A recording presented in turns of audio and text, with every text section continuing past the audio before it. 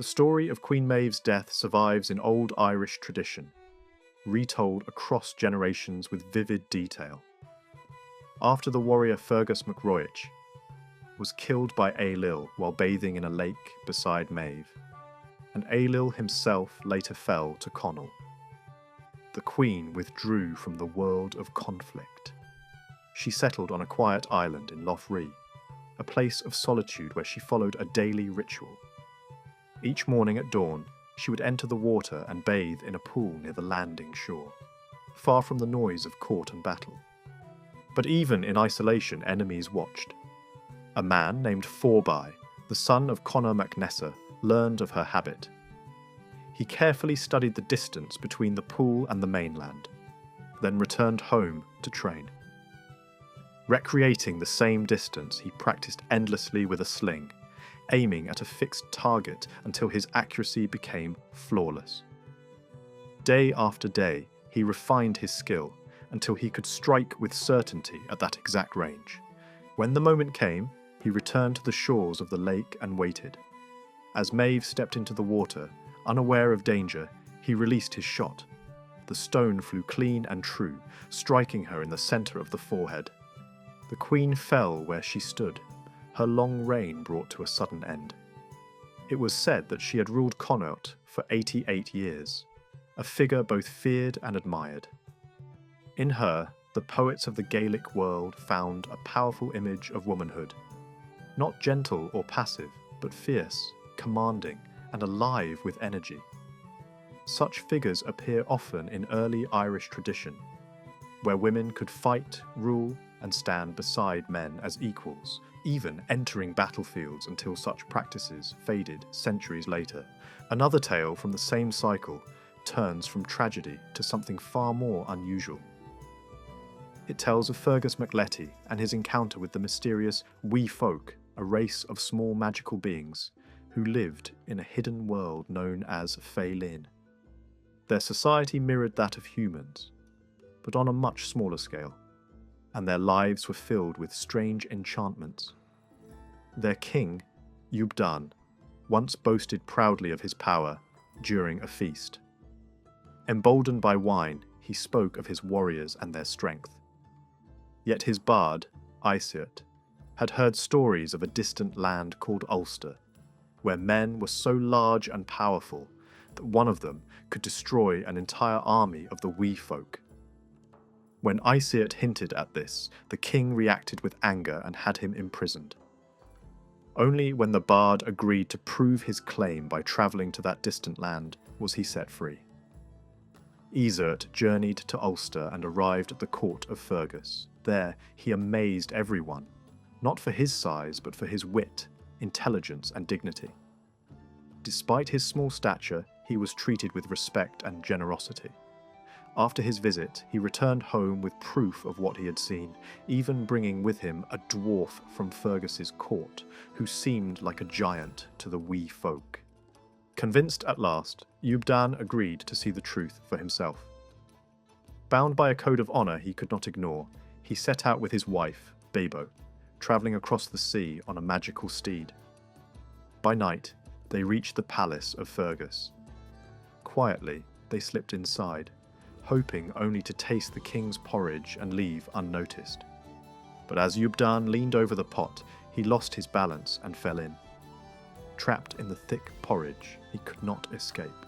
At dawn, the servants discovered him, along with his grieving wife. They were brought before Fergus, who was astonished, but not unkind. He treated them well, though he refused to let them go. What followed was a series of strange and often humorous events, as the small visitors struggled in a world far too large for them. Eventually, the Wee Folk themselves intervened. They brought chaos to the land, spoiling crops, draining milk from cattle, and fouling water sources, in an effort to force Fergus to release their king. When even this failed, they offered magical gifts. Among them was a pair of enchanted water shoes, which allowed the wearer to walk freely beneath the surface of lakes and rivers. Fergus accepted these in exchange for Ubdan's freedom. But such gifts rarely come without consequence. Fergus soon used the shoes to explore the waters of Ireland. One day, deep within a lake, he encountered a monstrous creature known as the Muadris. The sight of it filled him with such terror that his face became twisted and disfigured. Ashamed, those around him hid all mirrors so he would not discover the truth. But eventually, the truth reached him through a servant's harsh words. Realizing what had happened, Fergus resolved to confront the creature. Armed and determined, he entered the water once more. For a full day and night, nothing was seen, though the lake churned and darkened. Then, at sunrise, Fergus emerged again, holding the head of the beast. His face was restored, his strength intact, but his victory came at a cost.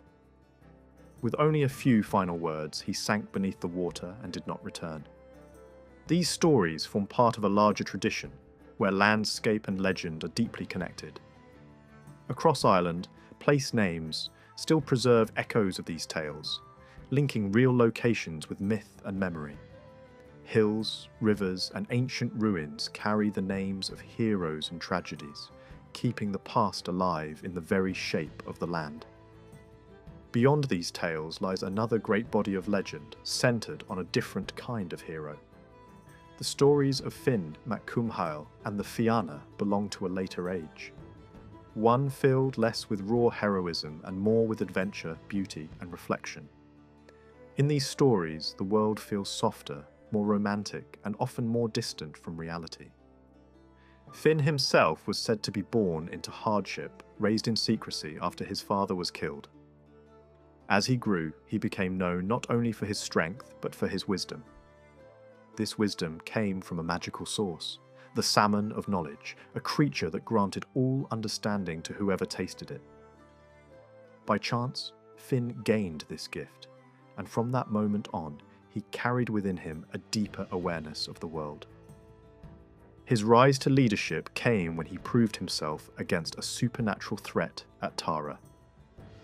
Facing a creature that could enchant men with music and fire, he overcame it through courage and discipline.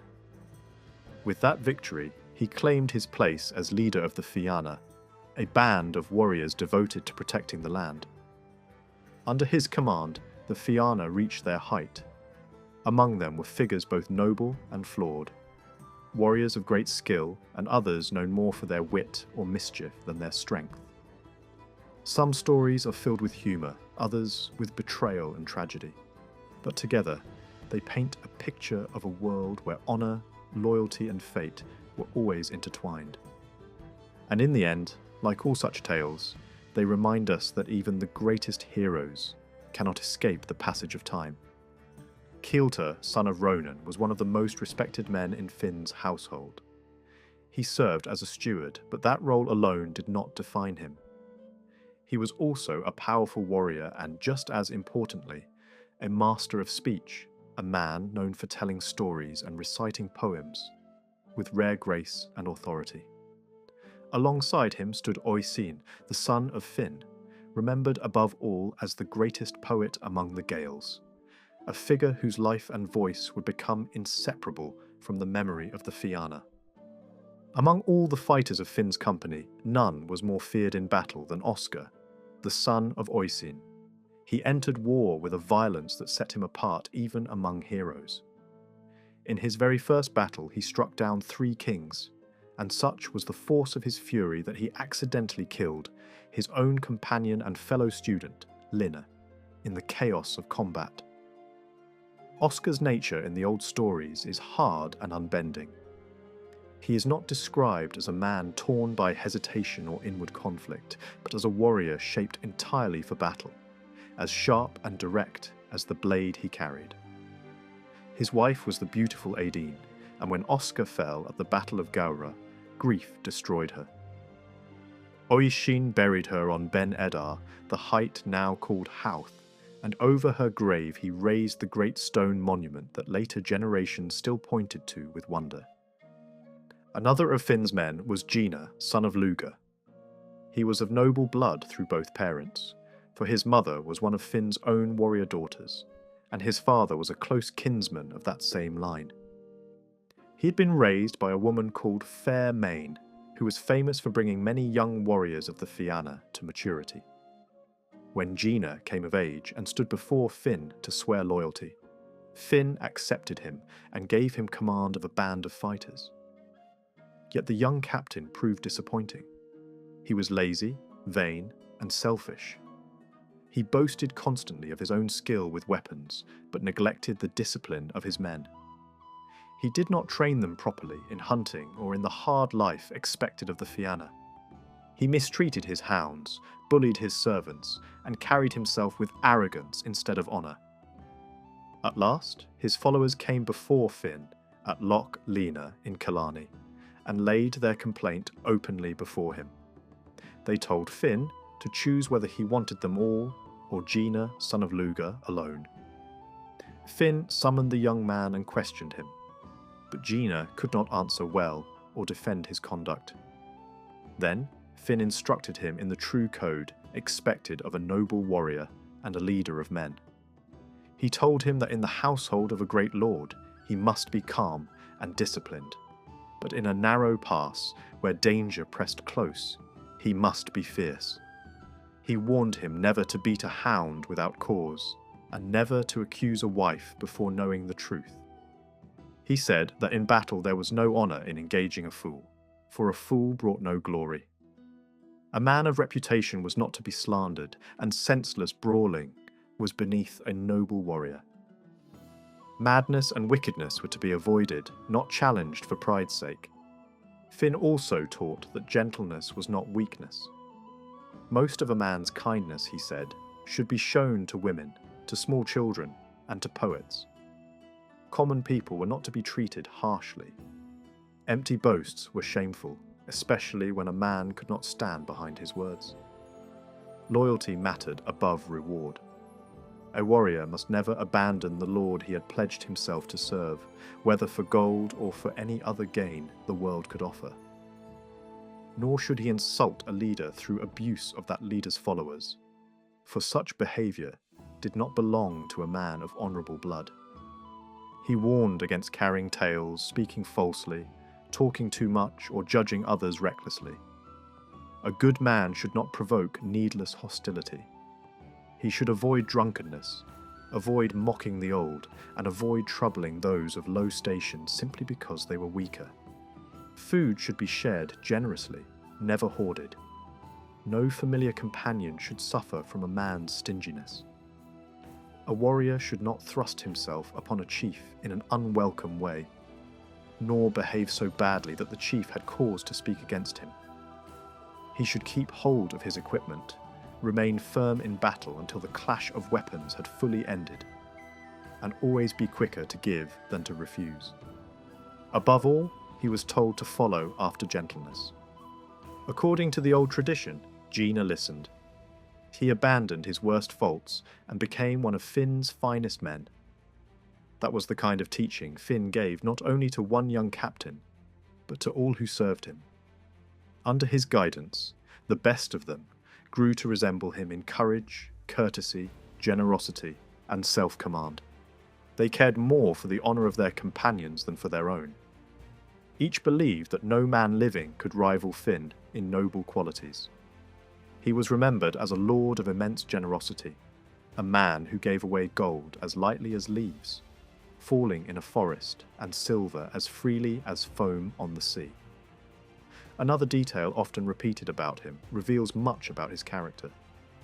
If he later quarrelled with a man to whom he had once given gifts, he never used those gifts against him and never threw old generosity back in the other man's face. Oisin once described the things Finn loved most. He loved the roar of battle and the joy of feasting.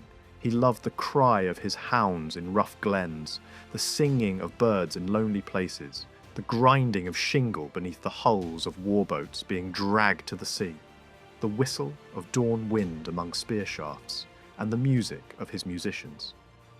This was the world Finn belonged to: hunting, warfare, fellowship, music, and the harsh beauty of the land itself.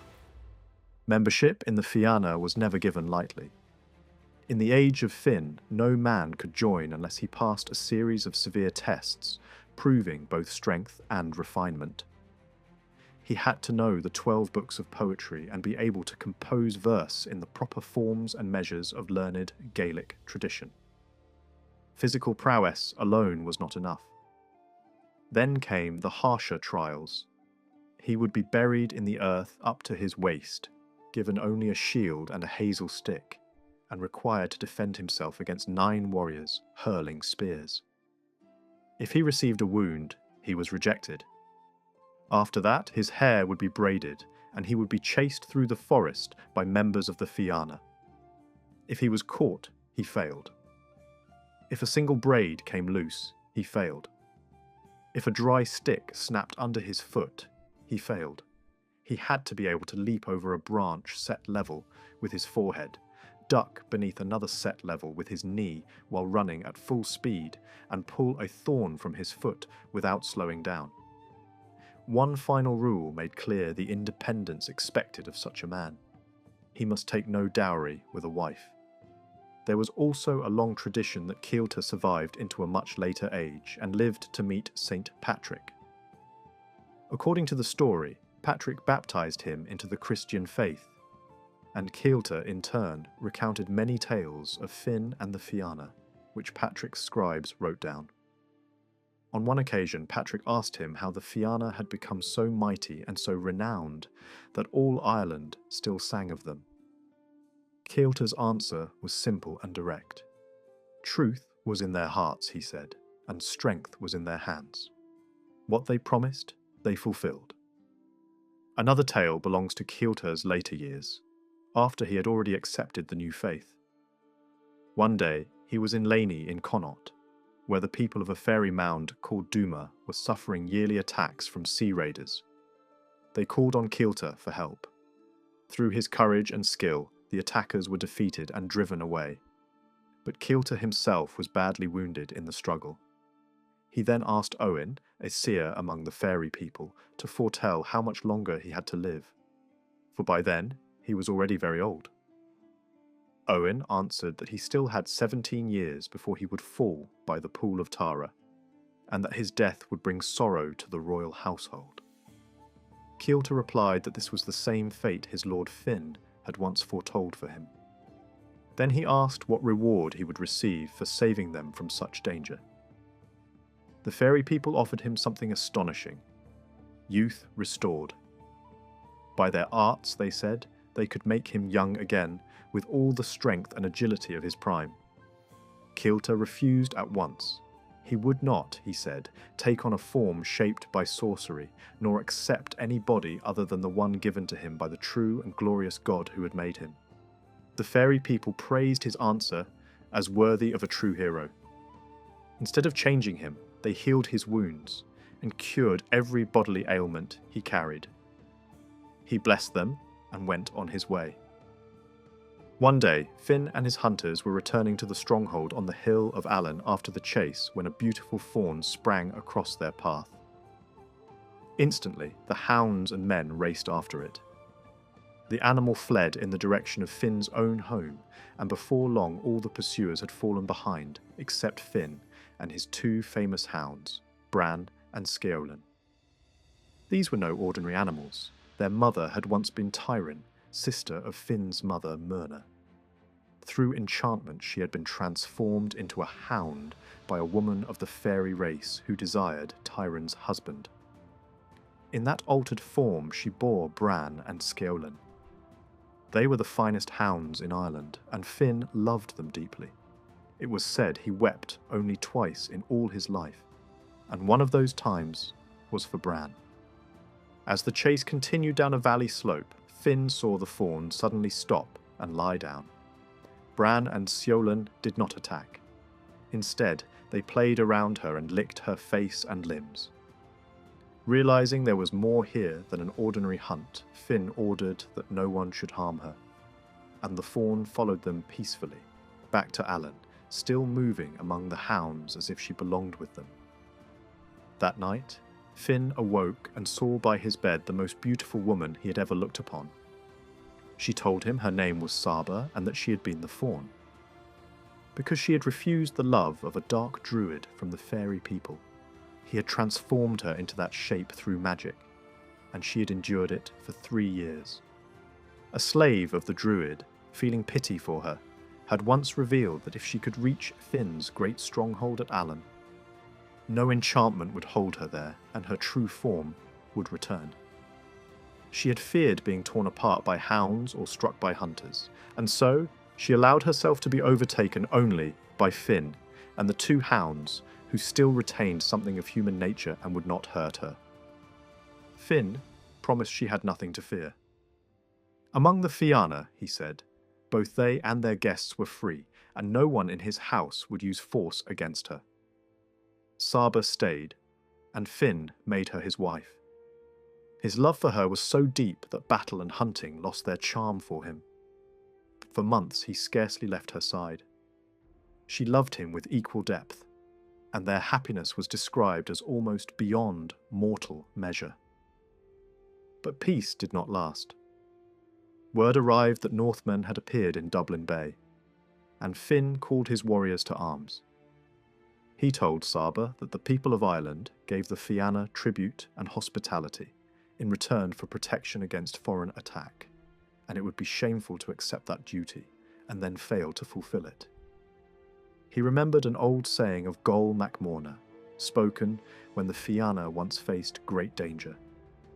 A man lives on after his life, but not after his honour. For 7 days Finn was absent, and he drove the invaders from the shores of Ireland. On the 8th day he returned to Allen, but at once saw unease in the faces of his men and of the women of the household. Sabh was not there to greet him on the rampart. He demanded to know what had happened. They told him that while he was away they had seen what looked like Finn himself approaching the gate, with Bran and Ceolan running at his heels. They believed they heard too the hunting call of the Fianna carried on the wind. Sabh rushed out in joy before anyone could stop her, but when she came near the figure, she suddenly halted and gave a cry of horror. The false likeness struck her with a hazel wand, and instantly she became a deer.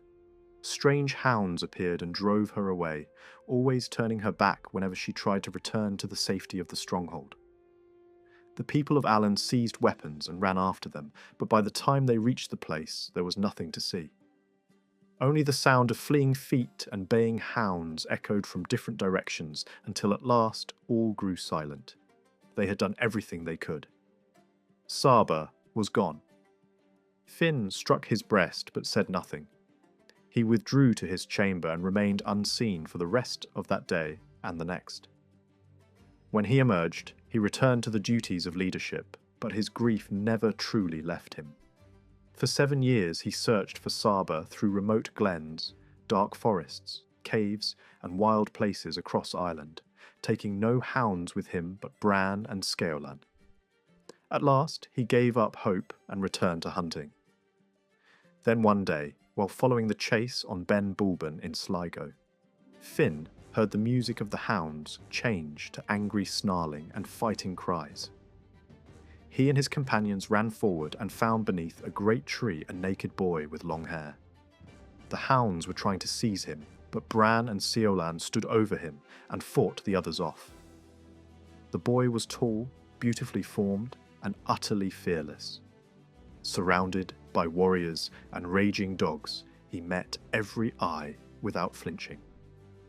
The Fianna drove the pack away and brought him back with them. Finn became strangely silent and studied the boy's face again and again. In time, the boy learned to speak clearly, and his story emerged. He had known no father and no mother except a gentle hind with whom he had lived in a green and hidden valley enclosed by steep cliffs and deep chasms. In summer, they lived on fruits and natural abundance. In winter, food was always somehow left for him in a cave. Sometimes a tall dark man came there and spoke to his mother, sometimes softly, sometimes with anger and threats, but she always shrank from him in fear. At last, there came a day when the man pleaded with every tone he had, then grew furious when she would still not submit. Finally, he struck her with a hazel wand. This time, she followed him, still looking back toward her son and crying in distress. The boy tried to run after her, but found himself unable to move. He collapsed in anguish, lost consciousness, and later awoke alone on the mountainside of Ben Bulben. The hidden valley was gone, and he never found it again. Not long after, the hunting dogs discovered him. Finn named him Oisin, meaning little fawn. He grew into a famous warrior, but his greater fame came from the songs and stories he made. In later ages, whenever people repeated tales of the Fiana, they would say that thus sang the bard Oisin, son of Finn. Another great turning point in Oisin's life came on a misty summer morning near Loch Lena. Finn, Oisin, and many companions were hunting along the lake shore when they saw a woman approaching on a snow-white horse. She was magnificently dressed like a queen, with a gold crown on her head and a dark silk mantle set with shining ornaments that trailed behind her. The horse itself was richly adorned. As she came closer, she addressed Finn by name and said she had come from a very distant land. Her name was Niam of the Golden Hair, daughter of the king of the Land of Youth, and she had come because of her love for Oisin. Then she turned to Oisin and asked whether he would go with her to her father's country. He answered without hesitation that he would follow her to the end of the world. The spell of her presence had already transformed his heart. Earthly things no longer mattered to him beside the chance of winning her love. Niam then spoke of the country across the sea to which she invited him. As she described it, a strange stillness fell over everything. Horses ceased to move, hounds fell silent, and even the wind did not stir the trees. Later, no one could remember her words exactly, yet what remained in memory was the vision of an eternal land of beauty and abundance. In that place, fruit hung always on the trees, flowers never faded, forests dripped with wild honey, and stores of wine and mead never ran dry. No one there knew sickness, pain, age, or death. Music never ceased, hunting never wearied, feasting never became dull, and wealth beyond human imagination filled the halls. Oisin was promised fairy horses, hounds swifter than the wind, followers in war, maidens to sing him to sleep, a crown upon his brow, a magical sword at his side, rule over the Land of Youth, and the love of Niam herself.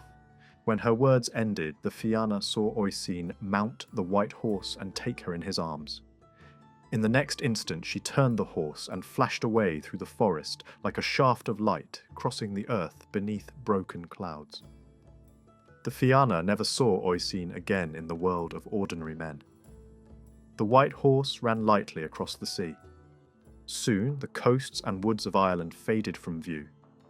Then the riders entered a golden haze, so thick with brightness that Oisin could no longer tell whether land or water lay beneath them.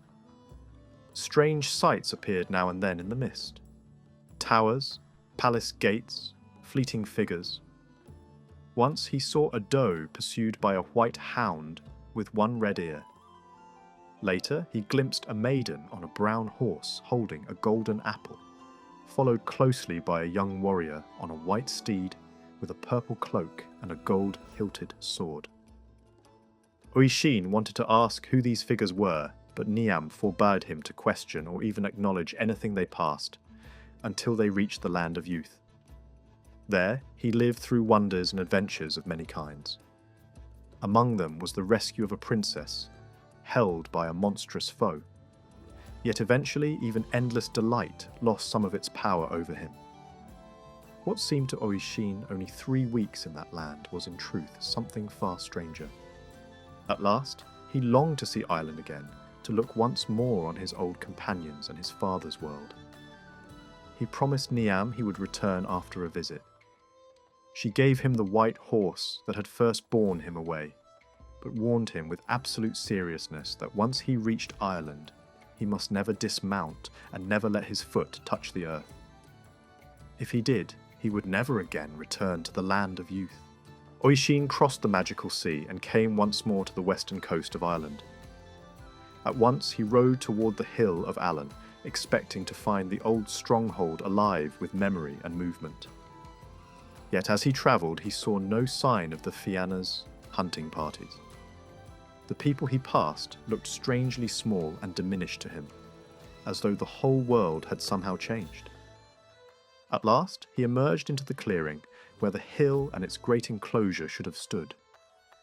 Instead of the proud stronghold with its white-walled dwellings and its towering hall, he found only grassy mounds, tangled weeds, thorn bushes, and cattle grazing over ruins. Horror fell over him. He believed some enchantment must be clouding his sight. Stretching out his arms, he cried the names of Finn and Oscar, but no answer came. Then he called for Bran and Sceolan, straining to hear the least sound from the vanished world he knew, but only the wind sighed through the bushes. In terror, he rode away, determined to cross all Ireland if need be, until he found some end to the illusion. Near the eastern sea, in a place called the Valley of the Thrushes, he saw a group of men in a hillside field, struggling to move a great boulder from their land while an overseer directed them. He rode toward them, meaning to ask where Finn and the Fiana could be found. When the workers saw him, they stopped in amazement. To them, he seemed hardly human, but like a being out of legend or heaven itself. He was taller and stronger than any man they knew, with brilliant eyes, a noble face, and shining hair beneath his helmet. Looking down on their worn bodies and the stone they could barely shift, Oisin felt pity. The ordinary people of Ireland, he thought, had never looked so frail when he last knew them. So he leaned from the saddle to help. With one immense effort, he lifted the boulder and sent it rolling down the hill. The men shouted in wonder, but their admiration instantly turned to fear. As Oisin strained, the girth of the saddle snapped. He fell headlong to the ground. In that same instant, the white horse vanished like mist, and the figure that rose from the earth was no splendid young warrior, but a man crushed by impossible age. He was white-bearded, bent, withered, weak, and trembling. His fine garments had become rough and poor. His sword was gone, replaced by a plain wooden staff like that of a wandering beggar. The men returned cautiously when they saw that the disaster had not struck them. They found the old man lying with his face in his arms. Lifting him gently, they asked who he was and what had happened. Oisin looked around with dim eyes and said that he was Oisin's son of Finn, and begged them to tell him where Finn now lived, for the stronghold at Allen had become a wasteland, and from one end of Ireland to the other, he had neither seen nor heard his people. The overseer asked which Finn he meant, since many men bore that name. Oisin answered that he meant Finn, son of Cumhal, leader of the Fiana of Ireland.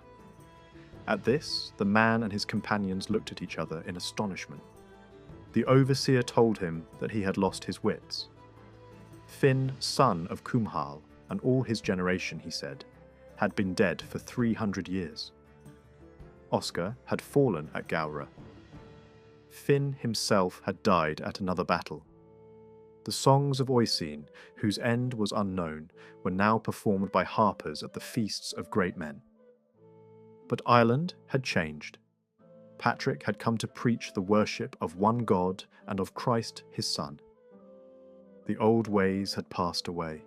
Finn and the Fiana, with their hunting and feasting and songs, no longer commanded the reverence that now belonged to monks, virgins, prayer, and the hope of salvation.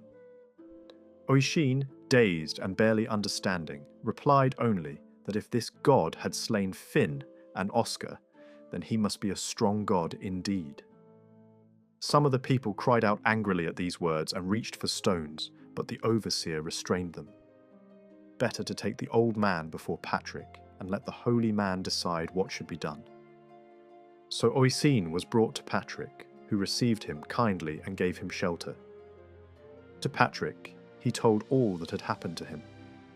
Patrick ordered that the stories be carefully written down, so that the memory of the heroes Oisin had known, and of the free and joyful life they had once lived among Ireland's woods, hills, and wild places, would not be lost forever.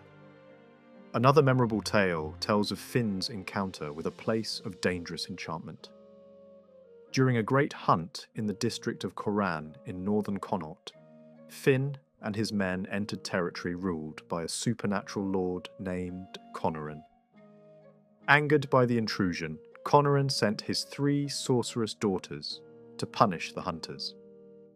Finn, Conan the Bald, and Finn's 2 favourite hounds were standing on the hill of Keshcoran, watching the hunt unfold below, listening to horns, shouts, and the cries of the dogs when they discovered the mouth of a great cave.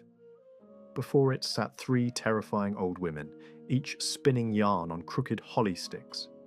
But the yarn they spun was not ordinary thread. When Finn and the others came near to look more closely, invisible strands of it suddenly wrapped around them, like a web. At once their strength failed. They were overcome by weakness and trembling, easily tied up, and dragged into the darkness of the cave. Other members of the Fiana soon arrived, searching for Finn, but one after another they suffered the same fate.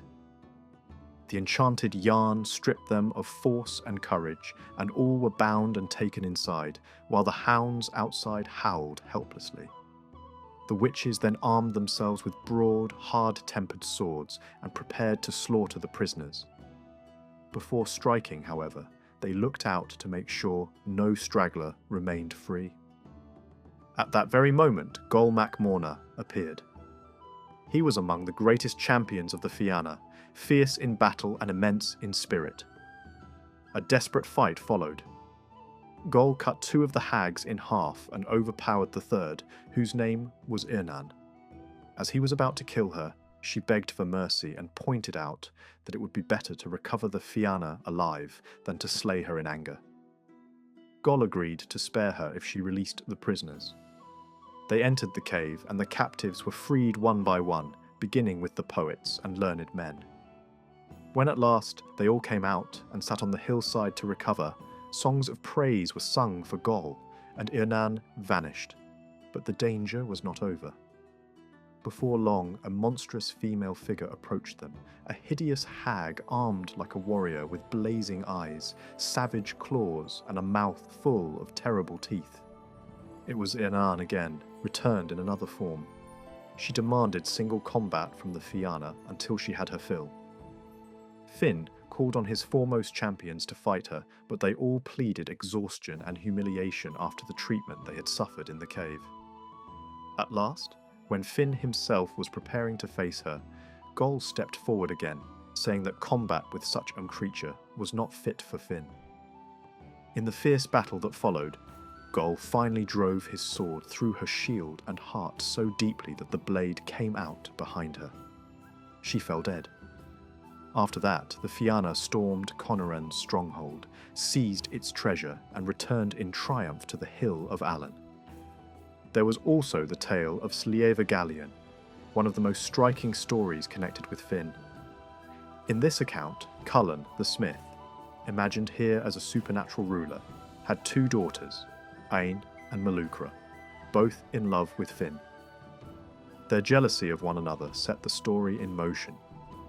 When Ain once declared that she would never love a man with grey hair, Melucra saw a chance to secure Finn entirely for herself. She and her companions worked enchantment upon the waters of the Little Grey Lake on the summit of Slieva Gallion.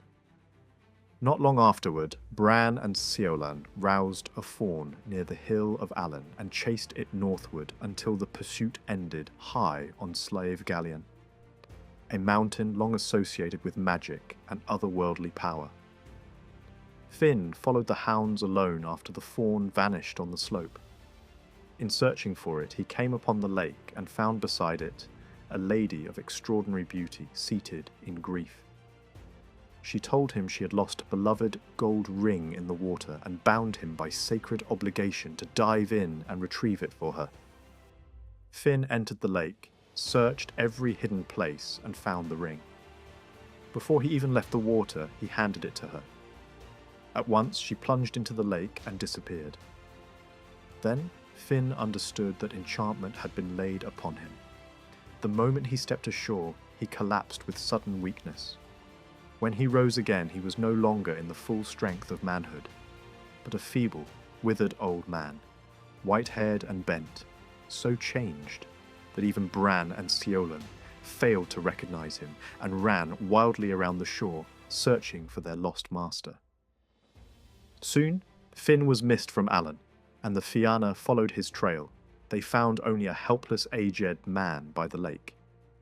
At first, he could do no more than beat his breast and groan, but when Caolte leaned near, he whispered enough for them to understand the truth. It was Finn. Their grief and amazement were immense. Finn told them that the one responsible must be the daughter of Cullen, dwelling in the fairy mound of Slievegallion. At once the Fianna carried him there and began digging into the mound with furious determination. For 3 days and nights they worked, until at last they reached its deepest place. Then a maiden appeared holding a drinking horn of red gold. It was given to Finn. He drank, and immediately his body and beauty were restored. Only his hair remained white as silver. Another draught could have changed even that, but Finn chose to keep it. From that day onward, his hair remained silver white until death. The story has often been understood as something more than a magical transformation. It suggests that wisdom comes through suffering, and that a true leader cannot guide others fully until he has known weakness, grief, and helplessness for himself. One of the richest surviving bodies of Ossianic storytelling is the long work known as the Colloquy of the Ancients. It presents Caolte and Oisin, each accompanied by a few surviving warriors, as the last remnants of the once glorious Fianna after the disaster of Gowra and the breaking of their fellowship. There is deep sadness in the image. Old heroes, long outliving their age, meeting one final time in the stronghold of a once famous woman, and speaking together of what has passed until silence settles over them. At last, they part. Oisin turns toward the dwelling place of his mother among the otherworldly people, while Caolte crosses the plains of Meath and comes at length upon Patrick and his clerics. The story shows no concern for historical logic. It simply brings together two worlds. The churchmen are terrified when they see Caolte and his great hounds approaching, for he and his companions seem like beings from another age entirely. Patrick sprinkles them with holy water, driving away the demons said to be hovering over them, and then the giant warriors sit down. Patrick asks Caolte for a favour. He needs a well of pure water to baptise the people of Bregia and Meath. Caolte, who knows every landscape feature of the country, takes Patrick by the hand and leads him to a shining spring. The water is clear and bright, rich with cress and brooklime, and Caolte begins to speak of the place with loving knowledge. This is one of the things that stands out in the old Fianna tradition. The land itself matters. Wells, hills, forts, streams, woods and mounds all carry memory, and Caolte knows them as though they were part of his own body. After they are entertained, Patrick asks Caolte whether Finn had been a good lord to serve. Caolte praises Finn's generosity and describes the greatness of his household. Patrick, listening, remarks that if such stories did not distract from prayer and spiritual duty, time would pass easily in hearing them. Caolte goes on, and Patrick, now openly delighted, asks for another tale. From there, the work unfolds as a long sequence in which Patrick and Caolte travel together. Whenever Patrick or one of his companions sees a hill, fort, well, or ancient place, the question is asked, and Caolte answers with a story from the time of the Fianna. Tale follows tale in a flowing chain of memory, topography, legend, combat, love, feasting, and encounters with the otherworld. One such tale concerns the fairy mansion of Slievenamon. Finn, Caolte, and a handful of other champions once chased a mysterious faun from northern lands all the way to that mountain. As often happens in these stories, the pursuit of a beautiful animal leads into the world of the supernatural. Night fell, snow and storm came down heavily. Searching for shelter, the hunters found a great illuminated mansion in the woods. Inside was a splendid hall where they met 28 warriors and 28 fair women, one of them seated on a crystal chair making marvellous music on a harp. Their hosts explained that they were in conflict with others of their own race and had drawn the Fiana there deliberately by sending the maiden in the shape of a faun. They needed mortal champions to help them in the battle that would come at night. Finn and his companions accepted without hesitation. A fierce struggle followed, lasting from evening until morning. The enemy was beaten back, though several of Finn's greatest men were badly wounded. Magic herbs healed them, and more fighting and strange adventures followed. In time, Finn forced peace upon the rivals and returned to the human world. Later, as Caolte told this story on the very ground where the fairy mansion had once stood, a magnificently dressed young warrior appeared. He was one of those Finn had helped long before, come now to do honour to Patrick. In this tradition, the boundary between Christian Ireland and the fairy world is not always hostile. At times, it is almost surprisingly cordial. Many of the most haunting moments in these stories arise from mystery that is never explained. A good example is the tale of the three young warriors. They came to take service with Finn, accompanied by an enormous hound. They agreed to serve under him, naming their skills and the reward they desired. But they demanded one strange condition. They must camp apart from the rest, and once night fell, no one was to approach or observe them. When Finn asked the reason, they told him that every night one of them must die, and the other two must keep watch over him. The story offers no explanation. The mystery is left hanging in the air, unresolved and unforgettable. Another tale, equally strange and beautiful, tells of a giant maiden named Bebion from the land of maidens. One day, Finn and his warriors were resting from the hunt when they saw her coming toward them, huge in stature and dazzling in beauty. The gold rings on her fingers were as thick as a yoke, and when she removed her jewelled helmet, a vast mass of shining golden hair poured free. She explained that she had been promised against her will to a suitor she did not want. Having heard from a fisherman of Finn's nobility and strength, she had come seeking his protection. Even as she spoke, another giant figure appeared nearby, a beautiful young warrior carrying a red shield and a mighty spear. Without a word, he came forward and thrust the spear through her body. Before the stunned Fiana could stop him, he strode into the sea and escaped aboard a great vessel. Caolte and others pursued him as far as the surf, but he was gone. Returning to Finn, they found the maiden dying. With her last breath, she distributed her treasures among them. The Fiana buried her beneath a great mound and set up a standing stone marked with her name. Here again the stories move in a realm where beauty, violence, wonder, and grief appear together, without explanation and without relief. Before leaving this world of stories, one final contrast stands out. In later traditions, there were many dialogues between Oisin and Patrick that set pagan ideals against Christian teaching in a much harsher way. In those versions, Patrick often appears severe, repetitive, and hostile to the memory of Finn and his companions, while Oisin becomes the proud old defender of a vanished heroic age. But in the older and gentler tradition represented by Caolte's conversations with Patrick, the tone is entirely different. Here, Caolte accepts Christianity with dignity and sincerity. Patrick is not shown as an enemy of the past, but as a gracious listener who wants the old stories preserved. Salvation is not denied outright to Finn and his companions. Minstrelsy itself is not condemned. On the contrary, the beauty of song and memory is treated as something that belongs to both earth and heaven. In this vision, the finest qualities of the old heroic world and the best qualities of the new faith do not destroy one another. They meet, speak, and in some measure understand each other. Caolte stands for all that is noble in the older order: courage, honour, generosity, courtesy, and loyalty.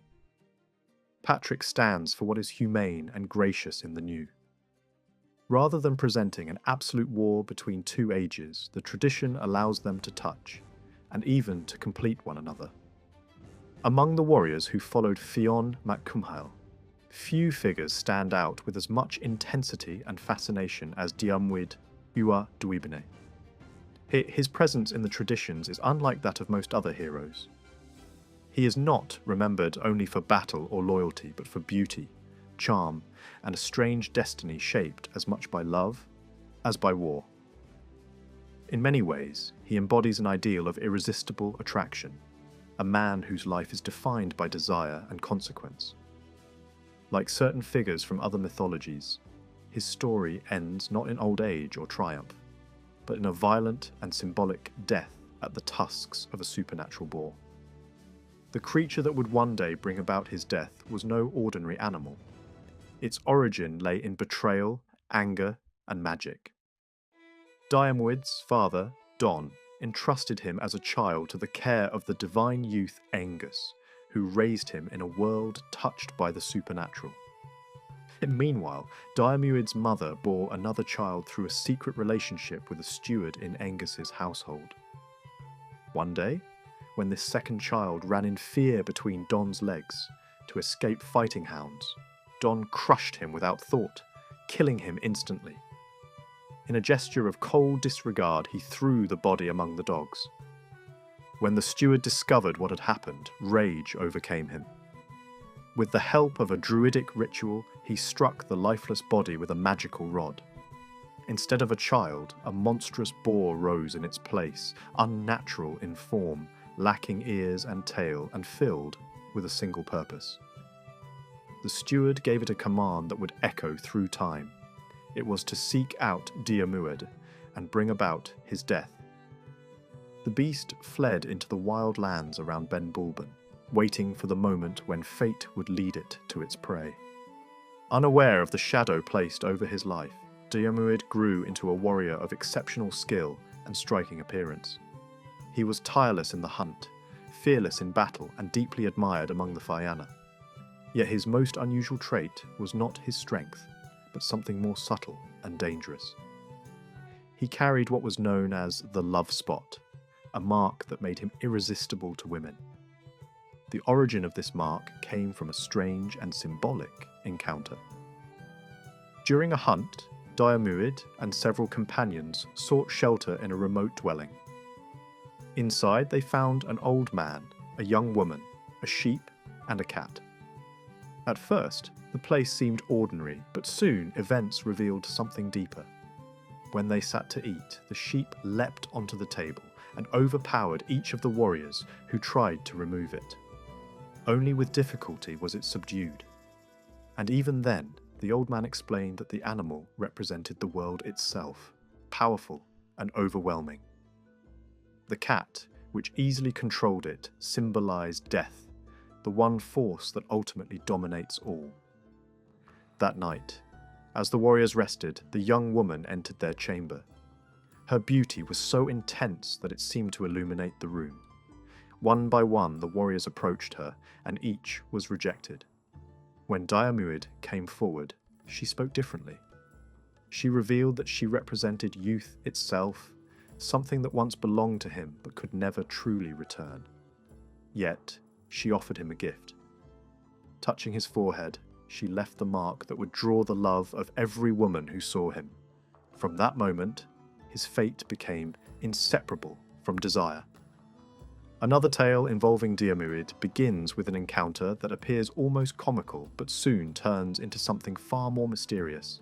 During a hunt, a strange and grotesque figure approached the Fiana, dragging behind him a gaunt and awkward horse. He introduced himself as a difficult and unreliable servant, warning that no master had ever found him easy to command. Despite this, he was accepted into service, as no one who sought entry was turned away. The Fianni mocked him, placing several of their number upon his horse as a joke. But the situation quickly shifted. The the strange servant fled toward the sea with unnatural speed, and the horse, which had seemed lifeless, suddenly surged forward with equal force, carrying its riders helplessly with it. The entire group was dragged into the ocean and vanished, toward a distant and unknown land. Determined to recover their companions, the remaining warriors set out by sea. After a long journey, they reached a steep and isolated island. Diarmuid, known for his agility, climbed its cliffs alone. At the summit, he discovered a place of great beauty filled with natural sounds but strangely empty of human life. Deep within the land, he came upon a well with a finely crafted drinking horn beside it. Ignoring a faint warning sound rising from the water, he drank. Soon after, a warrior appeared and challenged him, furious that he had taken from the well. The two fought fiercely for hours, neither gaining advantage. As evening approached, the warrior vanished into the well. The same encounter repeated over several days, until at last, Diarmuid seized him as he leapt, and both were pulled into the depths. Instead of drowning, Diarmuid found himself in another realm entirely. He was welcomed into a royal court and told that his strength was needed in a conflict between rival powers. Soon, the rest of the Fiana arrived, having found their own way into this hidden world. It became clear that the strange servant and his horse had been part of a deliberate plan to draw warriors into this realm to serve in its battles. The Fiana fought with their usual ferocity, defeating their enemies and securing victory. When offered rewards, most declined, but one among them demanded a strange form of compensation, seeking to balance humiliation with equal humiliation. Before any agreement could be reached, the entire scene dissolved. In an instant, the warriors found themselves back on the Irish coast, as though nothing had happened. The boundary between worlds, closing behind them without explanation. Stories such as these reveal a pattern. The Fiana often move between the ordinary world and places that exist outside time and reason. These journeys are rarely explained. Instead, they unfold like dreams, filled with beauty, danger, and sudden transformation. The tale of Diarmuid reaches its most powerful form in his relationship with Grania, the daughter of the High King. She was promised in marriage to Finn, who at this stage of life was no longer young, though still formidable. During a great gathering, she observed the warriors of the Fiana and became captivated by Diarmuid. His appearance, enhanced by the love spot, made resistance impossible. Using a potion, she caused most of the assembly to fall into deep sleep. She then approached Diarmuid and demanded that he take her away. At first he refused, bound by loyalty to Finn and unwilling to betray him. But Grania placed him under a binding obligation that he could not ignore. Reluctantly, he agreed. Their escape marked the beginning of a long and relentless pursuit. Finn and his warriors followed them across the land, tracking every step. Diarmuid, even while fleeing, tried to show respect by leaving signs that he had not dishonoured Finn. Yet the bond between him and Grania eventually became real, and from that moment, reconciliation was impossible. For years they lived as fugitives, surviving through skill, courage, and the occasional aid of supernatural allies. Eventually, through mediation, peace was arranged. Diarmuid was restored to honour, granted lands, and allowed to live openly once more. For a time, it seemed that the past had been buried, but fate had not forgotten. During a hunt on Ben Bulben, the monstrous boar finally appeared. Many had already fallen to it. Finn himself warned Diarmuid to avoid the creature, reminding him of a prohibition against hunting such beasts. But Diarmuid understood what was before him. He could not turn away. The battle was brief and brutal. His weapons failed against the creature's unnatural hide. He was thrown to the ground and mortally wounded. Yet even in that moment, he struck back and killed the beast, fulfilling the destiny that had been set long before his birth. As he lay dying, Finn approached. Diarmuid reminded him of past loyalty and asked for water, knowing that Finn possessed the power to heal him. Though water was found nearby, Finn hesitated. Twice he let it fall before reaching Diarmuid. By the time he acted without hesitation, it was too late. Diarmuid died, and with him ended one of the most complex and tragic figures of the Fianna. Beyond that point, they came upon another island, rising from the sea on a single high base, like a great stone pedestal. Its sides were too sheer to climb, and no path or landing place could be found anywhere around it. At the foot of this rocky support, they discovered a door, shut fast and locked against them, but no strength or skill could force it open. Since there was no way inside and no living soul appeared to answer them, they could do nothing but leave that strange place behind and continue across the water. Their next landing brought them to an island ruled by women. There stood a strong fortified enclosure surrounding a large and noble dwelling. After coming ashore, the sailors climbed a little rise nearby and watched the place in silence. Inside the walls, they saw 17 young women preparing an immense bath. Before long, a splendid rider approached at speed on a fine horse. The figure dismounted. One of the maidens took charge of the animal, and the rider entered the bath. Only then did the voyagers realize that this richly dressed horseman was, in fact, a woman. Soon afterward, one of the maidens came out to them and said that the queen wished to receive them. They entered the fort, bathed, and were then served food in great comfort. Each man sat facing one of the maidens, while Mael Duin was seated opposite the queen herself. Before long, he was joined to her, and every one of his companions was paired with one of the 17 women. When night came, each couple was given a curtained chamber to sleep in. The next morning, the travellers prepared to leave, but the queen refused to let them go. She promised them that if they remained there, age would never touch them. They would stay forever as young as they were in that moment, forever enjoying the same pleasure, never again forced to wander in uncertainty from shore to shore across the sea. She then explained that the 17 maidens were her daughters. Her husband had once ruled the island, but he was dead, and now she herself reigned in his place. Every day she rode out across the great plain in the middle of the island to judge disputes among the people, and every evening she returned to her stronghold. Mael Duin and his men stayed there through 3 winter months, yet such was the enchantment of that land that the time seemed to stretch and blur, as though they had been there for 3 full years. In the end, the men grew restless. Comfort and pleasure no longer satisfied them. They began to long for their own country.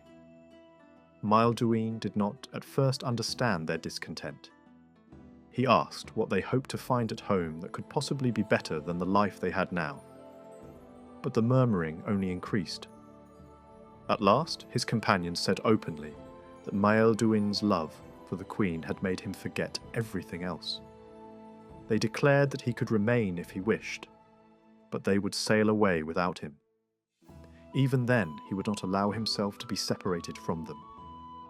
One day, when the queen was absent and was out among her people giving judgment, the company hastily boarded their vessel and pushed out into the sea. They had not gone far before the queen came racing down to the shore, holding a ball of thread in her hand. She cast the line after them. Mael Duin caught it, but the thread stuck fast to his hand and would not let go. The queen held the other end and drew the entire boat back toward land, as easily as if she were reeling in a fish. Once more, they found themselves returned to the island, and once more they remained there for another 3 months. This happened a second time, and then again. By then, the men were convinced that Mael Duin must be keeping hold of the thread willingly, so strong was his attachment to the queen. When the queen cast it again, another man seized it instead, hoping to prove the matter one way or the other, but it clung to his hand just as firmly as before. Then Diarmuid took up a weapon and cut off the man's hand. The severed hand, still bound to the enchanted thread, fell into the sea. At that, the queen let out such cries of grief and anguish that the whole land seemed to ring with her wailing. Only then were the voyagers finally able to escape from the Island of Women. From there, they came to an island where the trees carried large bright red berries. These fruits produced a heavy juice that brought sleep and intoxication. The travellers diluted it with water so they would not be overcome by its full strength, then filled their casks and carried the drink away with them when they sailed on. Afterward, they reached a broad island. On one side grew woods of oak and yew. On the other lay open ground with flocks of sheep feeding there, and in the middle of that plain was a small lake. They also discovered a little church and a fort, and nearby there lived an aged holy man whose body was so overgrown with hair that it served him for clothing. When Mael Duin asked who he was, the old man answered that he had been the 15th companion among the monks of St. Brendan of Birr. They had all sailed out upon the ocean as pilgrims, but one by one the others had died, until he alone remained.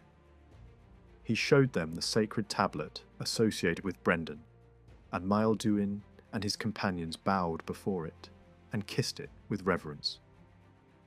They stayed there for a while, living on the sheep that roamed the island. One day they noticed something approaching from the southwest that at first looked like a dark cloud. As it came closer, they saw the beating of wings and realized it was a bird of enormous size.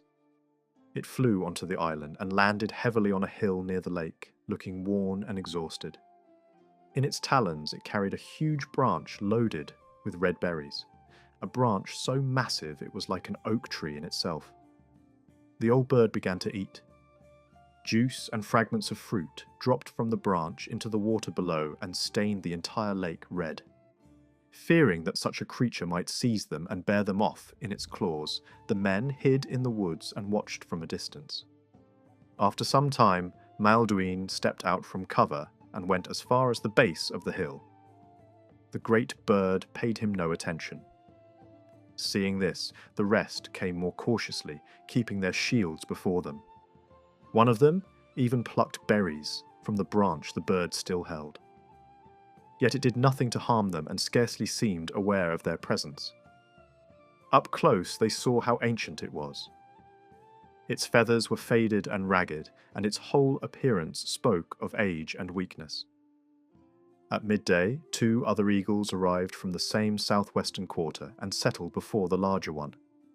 After resting for a short time, they began carefully picking away the insects that infested its eyes, ears, and jaws. They continued this work until evening. Then all 3 birds ate again from the berries. On the next day, after another round of cleansing, the great eagle plunged into the lake whose waters had been reddened by the fruit. Again the 2 smaller birds attended to it. Not until the 3rd day was the work complete. Then the old eagle began preening itself and shaking out its wings. Gradually its plumage changed. The feathers grew full, rich, and shining. What had seemed old and decayed became strong and beautiful again. Finally it rose into the sky, circled the island 3 times, and flew away toward the region from which it had first come. Its flight was now swift and powerful. The men understood that they had just witnessed a renewal, an old creature returning to youth. Diarmuid, seeing this marvel, said that they too should bathe in the lake and share in that same renewal. Another among them objected, warning that the bird might have left poison in the water. Diarmuid ignored the warning, entered the lake, and drank from it. From that day onward he was never troubled by weakness. His sight remained keen, his teeth did not fall out, his hair did not fail him, and no sickness overcame him for the rest of his life. When their time there ended, they took leave of the solitary holy man and returned once more to the sea. The next island they found was inhabited by people who never ceased laughing. Everywhere they looked, they saw a great crowd engaged in play and merriment, without pause or weariness. The voyagers decided by lot which of them should go ashore and see what sort of place it was. The choice fell upon Mael Duin's foster brother, but the moment he stepped onto that island, he joined the others in their laughter and games. He lost all desire to leave, forgot his companions, and would not return no matter how they called to him. Having no power to bring him back, they sorrowfully left him there and sailed away. Soon after that, they saw a small island encircled by a wall of living fire. The flaming barrier spun ceaselessly around it. Yet in one place there was an opening, and whenever that gap came opposite them, they could glimpse the island within. Through that moving window they saw men and women, many of them, all beautiful and magnificently dressed. Gold vessels gleamed in their hands, and the sound of festive music drifted across the water to the watchers outside. For a long time the voyagers remained nearby, simply gazing at the wonder of that bright and unreachable place. Then, far out on the sea, they noticed what they first took to be a white seabird resting on the waves. When they drew near, they found instead a very old man standing upon a broad rock, clothed only by the white hair of his own body and occupied in repeated prostrations. He told them that he had come from Tory, where he had been raised in a monastery and had served as the cook. In those days he had secretly sold the goods meant for the church and used the money for himself. By this dishonesty he gathered rich clothing, bronze vessels, fine books adorned with gold, and many other possessions that fed his greed. Pride grew in him with his wealth, and he became arrogant. He told them that once, while digging a grave for a rough and wicked man who had been brought to the island for burial, he heard a voice from the grave of a holy person already buried there. The voice forbade him to place the body of a sinner upon the remains of one who had lived a righteous life.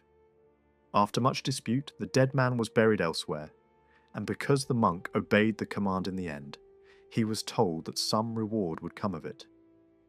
Not long afterward, however, he loaded all the wealth he had stolen into a boat and attempted to flee the island with his treasures. Then a great wind drove him far out into the open sea until he could no longer see land. At that moment, the boat stopped moving, as though fixed in one place upon the water. Nearby he saw a man seated upon the waves themselves. The stranger asked where he was going. The monk answered that he was on a pleasant journey toward a place he hoped to reach. The figure on the sea replied that the journey would not seem pleasant if he knew what surrounded him. Looking around with clearer sight, the monk understood that countless demons pressed in upon him because of his greed, his theft, his pride, and all the rest of his wrongdoing.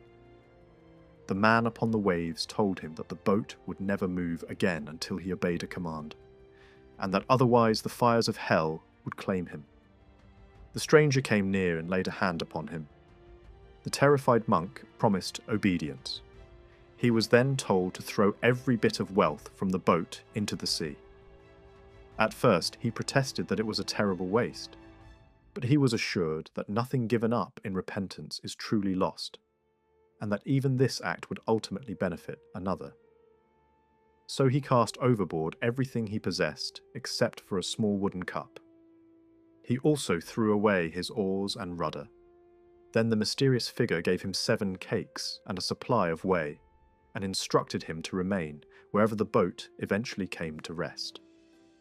Driven by wind and waves, the monk drifted for a long time, until at last his boat touched the very rock where Mael Duin and his men had found him.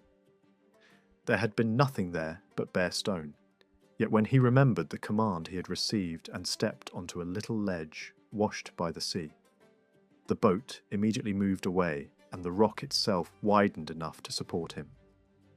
There he had remained for 7 years. Otters brought him salmon from the sea and even carried blazing wood for him so that he could cook the fish. Each day his little wooden cup was filled with good drink. The place harmed him in no way. Neither cold nor heat nor rain troubled him there. At noon a miraculous meal was brought for Mael Duin and his whole company. After they had eaten, the old penitent told them that they would indeed reach their homeland. He also warned Mael Duin that he would find the man who'd killed his father waiting in a stronghold ahead of him. Yet he was not to kill that man. He was to forgive him. God had delivered Mael Duin and his companions from many deaths and many dangers, and they themselves were no less mortal and no less in need of mercy. Having heard this, they took leave of the old man and sailed onward. The next island they visited was empty of human inhabitants, though it held herds of sheep and cattle. They came ashore, ate well, and while they were there, one of the men noticed a great falcon. He remarked that it looked like the falcons of Ireland. Mael Duin told him to watch carefully and see in what direction it would fly. The bird lifted itself into the air and went toward the southeast. The voyagers followed it with their boat throughout the day until evening approached. At last, as night was falling, land appeared ahead of them, and it looked like Ireland. They soon reached a small island and drove the prow of their vessel onto the shore. This was the place where the killer of Ailill was living. They climbed toward the stronghold and heard voices inside while the men there sat at supper. One man said that things would go badly for them if Mael Duin were ever to appear. Another answered that Mael Duin had surely long since perished in the sea. A third said that perhaps Mael Duin himself might be the one to wake them from their sleep that very night. A fourth asked what they would do if he truly came. Then the leader among them replied that the answer was simple. Mael Duin should receive a great welcome if he arrived, for he had endured long suffering and hardship. Then Mael Duin struck the door with a wooden clapper. The doorkeeper asked who stood outside. Mael Duin answered by naming himself. The door was opened, and he and his companions were received in peace. They were welcomed warmly and given fresh garments to wear. Once they were safely inside, they began to tell of all the astonishing things they had seen, and all the trials through which they had passed by sea and on strange shores. Afterward, Mael Duin returned to his own people and his own home. Diarmuid the poet took with him the piece of silver that he had once cut from the net around the shining pillar and placed it in triumph upon the high altar at Armagh as a token of the wonders they had witnessed and the deliverance they had been granted. Again and again they recounted the story of their journey, the marvels of the islands, the dangers they had survived, and the mercies that had guided them back. Then the narrative turns away from Mael Duin and the ocean roads and begins to move into the older, legendary world of Wales.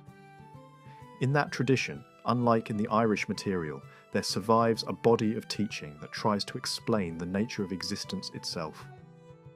Ireland preserved many heroic tales, but almost nothing that openly presents a complete early Celtic vision of how the universe began or how it is ordered. Wales is different. There, later generations handed down a philosophical tradition connected with the bards, a body of thought that claimed to preserve fragments of a hidden wisdom once taught only to the initiated. Whether that claim can be accepted in full is another question. Many modern scholars dismiss the idea that such texts preserve authentic ancient doctrine in a pure form.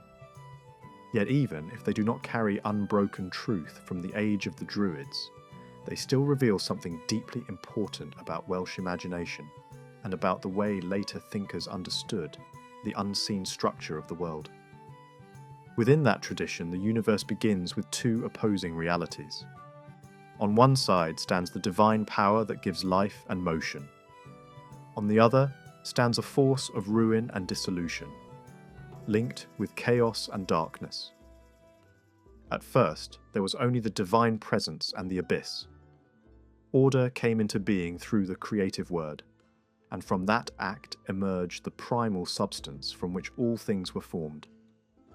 This original matter was imagined not as a single undivided mass, but as a countless host of minute living particles, each complete in itself and yet part of a greater whole. The world as it now exists was described through three vast circles of being. The innermost was the realm of struggle, where life first rises out of darkness and must labour, suffer, and develop. Beyond that lay the circle of purity, where being becomes joyful, cleansed, and victorious. Outermost was the limitless realm beyond all ordinary description, belonging to God alone and beyond the reach of every lesser thing. In this vision, the soul journeys through many forms before becoming fully human. It begins near the edge of death, rises through all living shapes in water, earth, and air, and only after enduring hardship upon hardship comes at last to the human condition. Knowledge, in this understanding, is not gained cheaply. Full joy cannot be reached without full understanding, and full understanding cannot be reached without passing through suffering. That is why pain, trial, and change are woven into existence. The soul must experience the range of life before it can rise into purity. Whatever its origins may be, this teaching is striking. It does not sound like the formal religious language of later orthodoxy. It feels older, stranger, and shaped by another way of seeing the world, one in which creation, struggle, transformation, and final purification form a single vast design. From there, the focus shifts from philosophy to story. Yet before entering the old Welsh tales themselves, one great subject has to be set aside, or at least placed in proper perspective. For most modern audiences, the world of early British legend immediately calls up Arthur. People think of Camelot, of the Round Table, of Lancelot and Guinevere, of the Grail, of Avalon, and of the Last Battle. But the oldest native Welsh material contains very little of the Arthurian world in that familiar later form. The Arthur, known to medieval romance, is not the same figure found in the earliest Welsh tradition. In the oldest layers, he appears only faintly, and in a very different shape. The earliest mention presents Arthur not as a crowned ruler of a shining court, but as a war leader, a commander chosen for his military strength in a desperate age of conflict. Later, writers transformed him. A much more expansive and imaginative history made him a king, gave him a royal lineage, surrounded him with marvels, and sent him across Britain and beyond it into continental war. Over time, his story grew larger and richer, but also less historical. What began as the memory of a leader resisting invaders became the centre of a wide, legendary universe. That growth did not happen in Wales alone. It was shaped powerfully across the Channel, especially in Brittany and in French-speaking courts, where Arthur's name gathered around itself the ideals of knighthood, adventure, courtly love, and royal grandeur. This matters because the best-known Arthurian world, the one that later conquered European imagination, was not simply a native Welsh possession preserved unchanged from remote antiquity. It was a composite creation. Traditions of an early British war leader combined with older mythic material and were then reshaped by Breton storytelling, by French romance, and by the chivalric ideals of the Middle Ages. That is why the full courtly cycle is largely absent from the earliest Welsh texts. Wales had its own older stories, its own divine figures, and its own mythic patterns long before the continental Arthurian tradition returned in altered form. When that later version came back, it did not fully replace the native material. It sat beside it uneasily. In some places it mingled with it, but it never wholly became the same thing. The native Welsh tales preserve a mythic world that is related to the Irish one, though often less clear in outline. The Welsh material is later in the form in which it survives, and it often shows more confusion in its divine figures and their relations. The old sacred patterns are harder to separate from entertainment, and the influence of continental romance is much more visible. Even so, the underlying connections remain strong. Some Welsh figures clearly correspond to gods and powers known in Irish tradition. A figure called Nud appears to reflect an ancient bright deity, and his title links him with the famous silver-handed ruler known elsewhere in Celtic legend. Lleu and his son Manawydan stand close to the Irish sea god Lleu and his son Manannán. A hero called Lleu, whose name was later misunderstood in the tales built around him, still carries traces of an older solar identity, recalling the long-armed divine warrior known from Irish tradition. These echoes show that the mythic inheritance of the Celtic-speaking peoples once belonged to a shared imaginative world. But the Welsh version is more difficult to map. The figures are less fixed. Their functions overlap. Different tribal traditions seem to have preserved different names and different stories for powers that may once have been understood as related, or even identical. What survives is not a single neat system.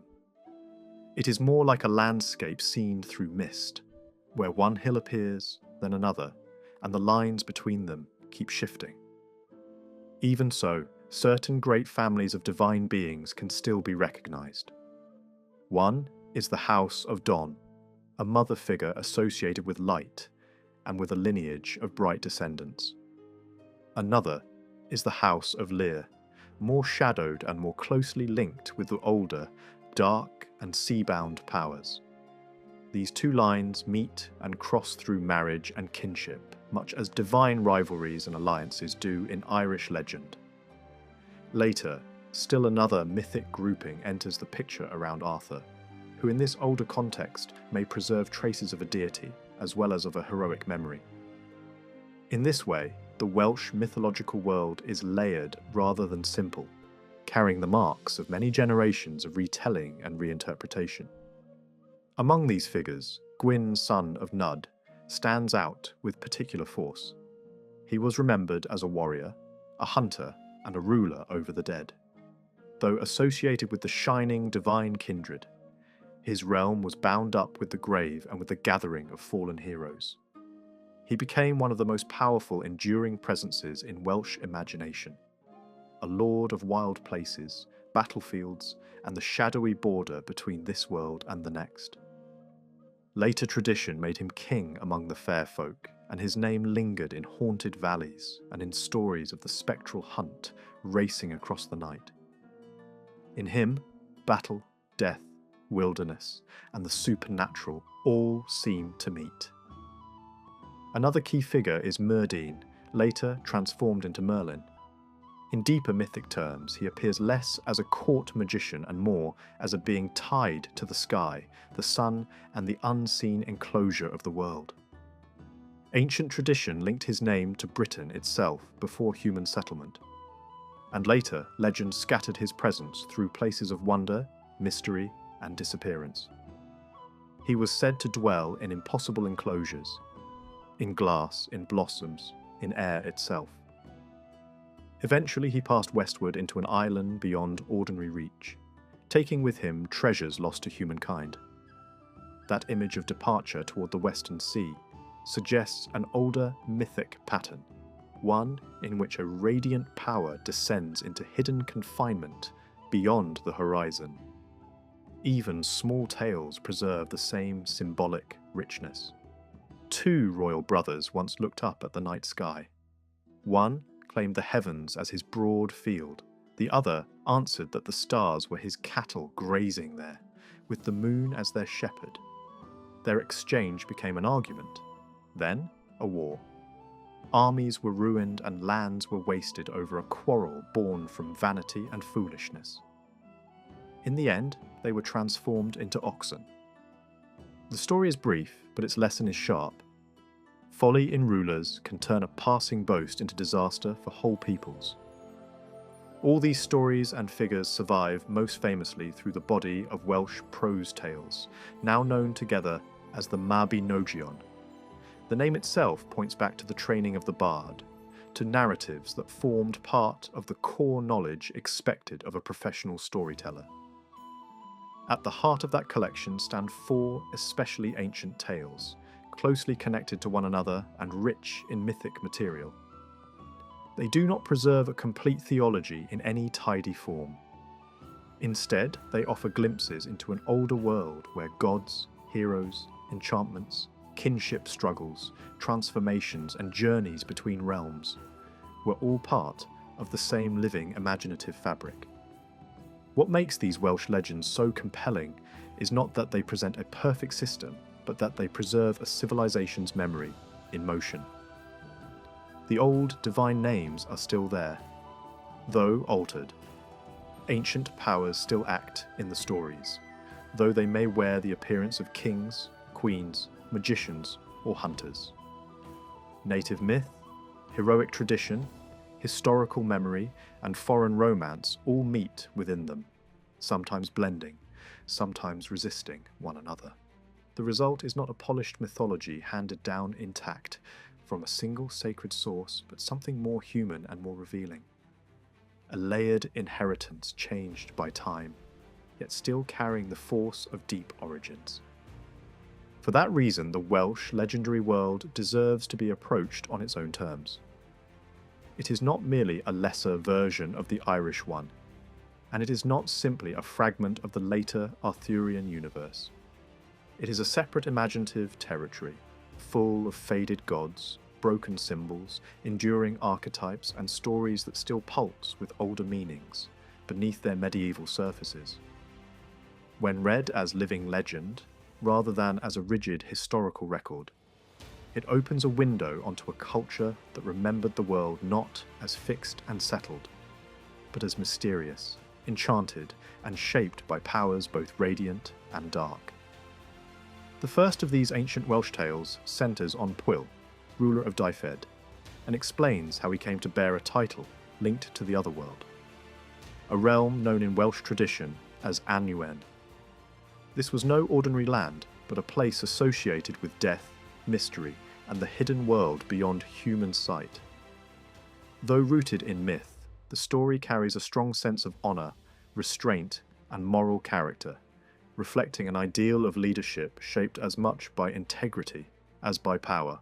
One day, while hunting in the wooded valley of Glencooch, Pwyll came upon a scene that should have warned him, had he understood its meaning. A pack of hounds, unlike any he had ever seen, was pursuing a stag. Their coats were pure white, but their ears burned red, a combination long tied to the supernatural. Without recognising the danger, Pwyll drove them off and set his own dogs upon the quarry. Before he could continue, a noble rider approached and rebuked him sharply for his disrespect. Pwyll, realising he had done wrong, offered to make amends. The rider revealed himself as Arawn, ruler of Annwn. He explained that he was being driven from his lands by a rival and sought Pwyll's help. His proposal was unusual. For 1 year, they would exchange appearances and lives. Pwyll would take Arawn's place in Annwn, ruling his domain and preparing to face the enemy in single combat, while Arawn would rule Dyfed in Pwyll's form. There was one strict instruction. When the time came to fight, the enemy must be struck down with a single decisive blow. A second strike would undo the first and restore him to full strength. Pwyll accepted the challenge and took on Arawn's likeness.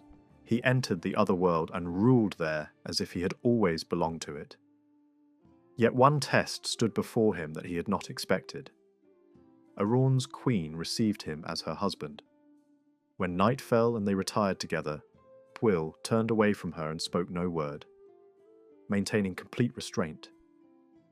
Though he showed proper courtesy during the day, each night he remained distant, preserving the bond of trust he had made with Arawn.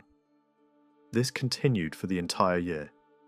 When the appointed day arrived, Pwyll met the rival in battle at a river crossing. The clash was swift and violent. With a single blow, he struck his opponent down. The fallen man begged to be killed outright, but Pwyll refused, remembering the warning he had been given. The enemy, knowing his fate was sealed, was carried away by his followers. With that victory, Pwyll secured control over the realm of Annwn and received the loyalty of its lords. Afterward, he returned to the meeting place where he and Arawn had agreed to reunite. There, they exchanged forms once more. Arawn thanked him deeply and assured him that his own kingdom had been well cared for in his absence. When Pwyll returned to Dyfed, his people praised the wisdom, generosity, and justice that had marked his rule during the past year. Only then did he reveal what had truly taken place.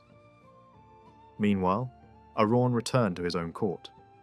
When he greeted his queen as before, she sensed immediately that something had changed. For a year she had known a cold distance where once there had been closeness. Now that warmth had returned, when he explained the truth, she recognized the depth of Pwyll's loyalty. From that moment forward, a strong bond was established between the two rulers, marked by mutual respect and lasting friendship. In memory of what had happened, Pwyll came to be known by a title that linked him forever to the otherworld. Not long after, another strange event shaped his life. Near his court at Narberth stood a mound believed to hold hidden power.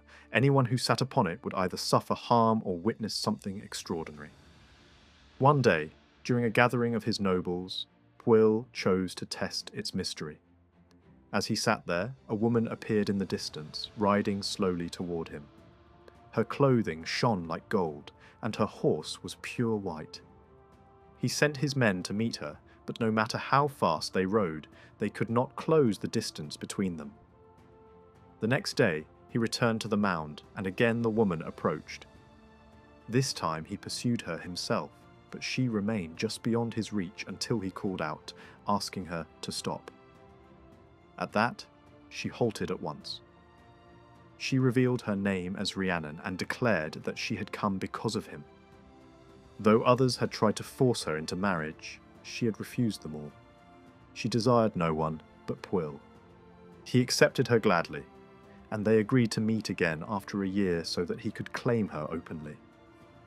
When that time came, Pwyll arrived at her father's court with a noble retinue. A great feast was prepared and all seemed to be proceeding as planned. Then a young man entered, richly dressed and confident, and asked Pwyll for a favour. Without hesitation, Pwyll promised to grant whatever was asked. The request that followed changed everything.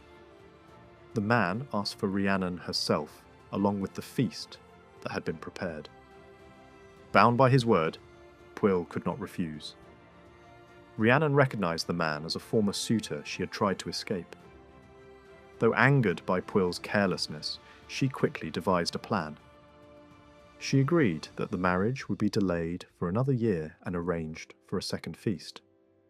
At that gathering, a beggar entered carrying a strange bag and asked that it be filled with food. No matter how much was placed inside, the bag remained empty. Finally, it was said that only a powerful man stepping inside and pressing the contents down could fill it completely. The suitor agreed to try. The moment he stepped inside, the bag was pulled tight around him. Hidden warriors rushed in, captured his followers, and the man himself was trapped. He was beaten and humiliated until he begged for mercy. In the end, he agreed to give up his claim and abandon all thought of revenge. Only then was he released. With that obstacle removed, Pwyll and Rhiannon were married, and they returned to Dyfed to rule together. Their reign was peaceful and prosperous, but one sorrow remained. For a long time, they had no child. When at last a son was born, disaster struck. During the night, the child vanished. Those tasked with watching over him, terrified of punishment, devised a lie. They claimed that Rhiannon had killed and eaten her own child. Though she denied it, no one believed her. Pwyll refused to cast her aside, but she was made to endure a harsh punishment. Each day she sat at the gate of the court, telling her story to all who passed and offering to carry them inside on her back as an act of penance. She endured this humiliation without protest. At the same time, in another part of the land, a nobleman named Taernion was troubled by a mystery. Each year his prized mare gave birth, but the foal vanished before morning. Determined to discover the truth, he kept watch. When the mare gave birth again, a monstrous claw reached into the stable to seize the newborn. Taernion struck at it and cut it off. Outside, he heard a terrible cry but saw nothing. When he returned, he found not only the foal, but also a human infant lying at the doorway. He took the child in and raised him as his own. The boy grew at an unnatural rate, becoming strong and capable, far beyond his years. As time passed, Teirnion began to suspect the truth. The boy's appearance matched that of Pwyll. When he heard of Rhiannon's suffering, he decided to bring the child to Narberth. When he arrived, Rhiannon was still performing her penance. As he presented the boy, it became clear to all that this was the lost child. Rhiannon was freed from her burden, and the boy was named Pryderi, a name reflecting the hardship that had surrounded his birth. He was raised as a prince and later became a ruler in his own right. Another tale from this cycle tells of a great ruler known as Bran, whose presence was so vast that no ordinary hall could contain him. When a king from across the sea sought to form an alliance through marriage, Bran agreed to give his sister in union. The alliance began in celebration, but was soon undone by an act of cruelty from within Bran's own family. A reckless insult set events in motion that led to war. Before conflict began, a powerful object changed hands. A cauldron with the ability to restore life to the dead, though those revived could no longer speak. This gift would later shape the outcome of battle. When war finally came, it was devastating.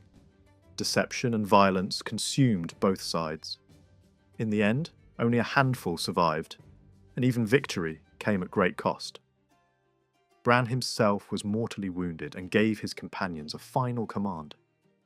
His head was to be carried back and buried in a place that would protect the land from invasion. As they travelled, the head remained alive, speaking and keeping their spirits from falling. For years, they lived in a strange state between memory and forgetting, until at last the journey ended and the head was laid to rest. The final story follows Pryderi and his companion Manawydan after these events. Their land was suddenly stripped of life by a mysterious force. Fields lay empty, homes stood abandoned, and no people remained. Forced to leave, they tried to make a living elsewhere. But wherever they went, their success drew jealousy and they were driven out. Returning home, they attempted to rebuild their lives. When they planted crops, they found them stolen overnight by countless mice. After catching one, Manawydan prepared to punish it. One by one, strangers approached, offering increasing rewards to spare the creature. At last, the truth was revealed. The mice were not ordinary animals, but transformed beings, and the enchantment upon the land was an act of revenge for an old insult. The earlier story moved through a world shaped by illusion and enchantment, where the supernatural lingered at the edges but did not fully reveal itself. Now, the narrative shifts into a deeper and more ancient layer of myth, where the forces of light and the powers of the hidden world stand in open conflict. At the centre of this struggle lies a treasure of strange importance. A herd of enchanted swine, creatures not merely of the earth, but bound to the unseen realm from which they came. At the beginning stands a powerful figure, Math, Lord of the Northern Lands. His nature is unlike that of ordinary rulers. He cannot exist unless his feet rest in the lap of a maiden, a condition only broken in times of war. Around him gather other figures of equal strangeness, among them his nephews, Gwydion and Gylfethwy, sons of a divine lineage. While Math remains still, bound to his peculiar state, these two move freely across the land, acting in his place. A woman named Gawain serves as the one who supports Math's existence, chosen for her beauty and purity. But desire disrupts the fragile balance. Gylfethwy becomes consumed with longing for her and confides in his brother. Gwydion, cunning and skilled in craft and deception, resolves to help him. To do so, he must create a distraction powerful enough to draw Math away from his resting place. He travels south to the lands ruled by Pryderi, who possesses the enchanted swine. These animals had been given to him from the otherworld and were unlike anything known before. Their flesh was said to surpass all others, and their presence marked them as something rare and valuable. Gwydion arrives in disguise, presenting himself as a storyteller. Welcomed into the court, he captivates his audience with skillful speech, then asks for the swine as a gift. Pryderi refuses. He is bound by agreement not to part with them until they have multiplied within his land. Gwydion offers an exchange instead. Through illusion, he conjures magnificent horses and hounds, so convincing that they appear entirely real. Pryderi accepts the bargain, and Gwydion departs quickly with the swine, knowing the illusion will soon dissolve. When the deception is revealed, Pryderi marches to reclaim what was taken. War follows, just as Gwydion intended. While the armies clash, Gylfaethwy takes advantage of Math's absence and forces Gywin into marriage against her will. When the truth is uncovered, the consequences are severe. Pryderi himself falls in battle, defeated through a combination of strength and sorcery. His death marks the cost of the conflict, and his burial place becomes a lasting memory of the struggle. Math returns to find his trust broken and his household dishonoured. He takes Gywin as his queen, restoring her position, but for Gwydion and Gylfaethwy there can be no simple forgiveness. They submit themselves to his judgment, and he imposes a punishment that goes beyond ordinary retribution. He transforms them, stripping away their human form and forcing them to live as animals. First, they become deer, wandering the forests and returning after a year with a fawn. Then they are changed into swine, and later into wolves, each time returning with offspring that are restored to human form. Through these cycles they endure a strange and humbling existence, living out the consequences of their actions in bodies not their own. Only after these trials are they restored, cleansed, and allowed to return to their place among men. With Gywin now queen, another maiden must take her former role. Gwydion suggests his own sister, Arianrhod. She presents herself, claiming purity, but a test reveals otherwise. From her come 2 children. One of them, named Dylan, is bound to the sea. From the moment he touches water, he becomes one with it, moving as naturally as any creature born to the waves. His presence carries a sense of ancient power, and his death is said to have stirred the waters themselves into mourning. The other child is taken by Gwydion and raised in secrecy. He grows with unnatural speed, becoming a strong and striking youth in a short span of time. When he is brought before his mother, she refuses to acknowledge him and places a curse upon him. He is to have no name unless she herself grants it. Determined to overcome this, Gwydion devises a plan. He disguises himself and the boy, setting a trap through craft and illusion. When the moment comes, the boy displays his skill with a weapon, and Arianrhod, impressed despite herself, speaks words that give him his name. From that moment he is known as Lleu, a name drawn from her own unwitting praise. But she is not finished. She places another restriction upon him, declaring that he shall never bear arms unless she grants them. Again, Gwydion answers, with deception, creating the illusion of attack so that Arianrhod herself arms the youth in defence. Each attempt to limit him is undone by greater cunning. Her final curse is the most difficult. Lleu is never to take a wife from among the people of the earth. This challenge cannot be answered through trickery alone. Gwydion turns to Math, and together they create a woman from the essence of flowers. From oak, broom, and meadow blossoms, they shape a being of extraordinary beauty, and she is given the name Blodeuwedd. She becomes Lleu's wife, and for a time they live in harmony. But this peace does not last. Blodeuwedd falls in love with another man, and together they plot to remove Lleu. His life cannot be taken easily. Only under a set of impossible conditions can he be struck down. Through deception, Blodeuwedd learns these conditions from him, and her lover prepares the weapon required. When the moment comes, Lleu is wounded under those exact circumstances. Instead of dying, he transforms into an eagle and escapes, vanishing into the wild. His enemies believe him gone and claim his lands. Yet he is not beyond recovery. Gwydion searches for him, following signs until he finds the broken creature hidden and decaying. Through magic, he restores him to human form, though weakened almost beyond recognition. Once healed, Lleu returns to reclaim what was taken. Blodeuwedd is transformed into an owl, condemned to live apart from the light. Her lover is struck down in turn, and Lleu regains his rule, completing the cycle of loss and restoration. After these events, another kind of story emerges, one no longer rooted in myth, but shaped more by imagination. A ruler dreams of a distant land and a woman of surpassing beauty. Unable to forget what he has seen, he sends messengers across the world until the place is found. He travels there, wins the woman and brings her into his life. When his empire is threatened, he fights to reclaim it, aided by those he has gathered. The story carries no trace of divine struggle, but it reflects the enduring theme of longing and pursuit. A different tale tells of a king troubled by strange afflictions upon his land. A mysterious people plague his kingdom.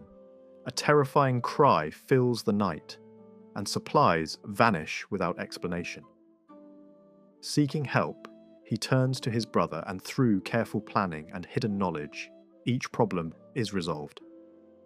The invaders are destroyed, the source of the cry is uncovered, and the unseen thief is confronted and subdued. Order is restored not through force alone, but through understanding. Then come stories centred on Arthur, though not in the form most widely known. In one tale, a young man is driven by fate to seek a bride whose name alone awakens longing within him. To win her, he must complete a series of tasks so difficult they seem beyond all possibility. These trials involve magical creatures, ancient weapons, and journeys into realms where few return. Through persistence, courage, and the aid of powerful allies, he succeeds, though not without cost. Another story presents a dream vision of Arthur's court, filled with vivid detail and shifting images. It is less a tale of action than a glimpse into a world of memory and imagination, where past greatness appears in fleeting form. In later stories, the tone changes again. The focus shifts to individual knights and their journeys. One such figure, Oisin, seeks adventure and finds both love and loss. Through battle, enchantment and hardship, he is tested, broken, and restored. His story carries the qualities of romance rather than myth, shaped by ideals of honour, loyalty, and personal transformation. Another tale follows Geraint and Enid, exploring trust, doubt, and devotion. It moves away from supernatural elements and instead examines human relationships, showing how misunderstanding can lead to suffering and how endurance can restore what was lost.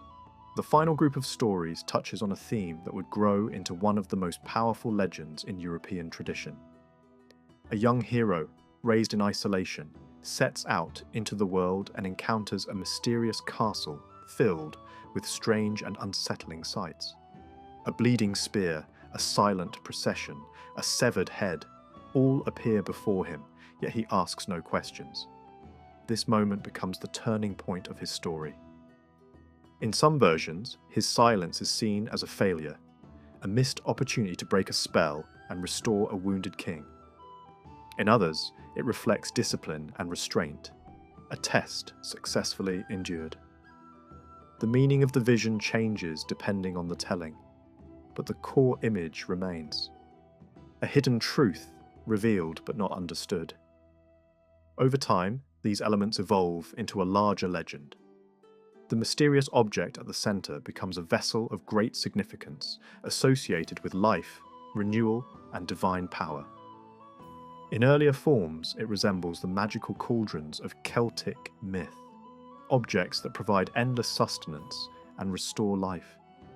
In later interpretations, it takes on a sacred meaning, becoming a symbol of spiritual fulfillment.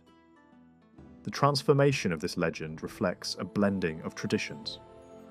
Ancient myth, heroic storytelling, and religious symbolism merge into a single narrative that continues to change with each retelling.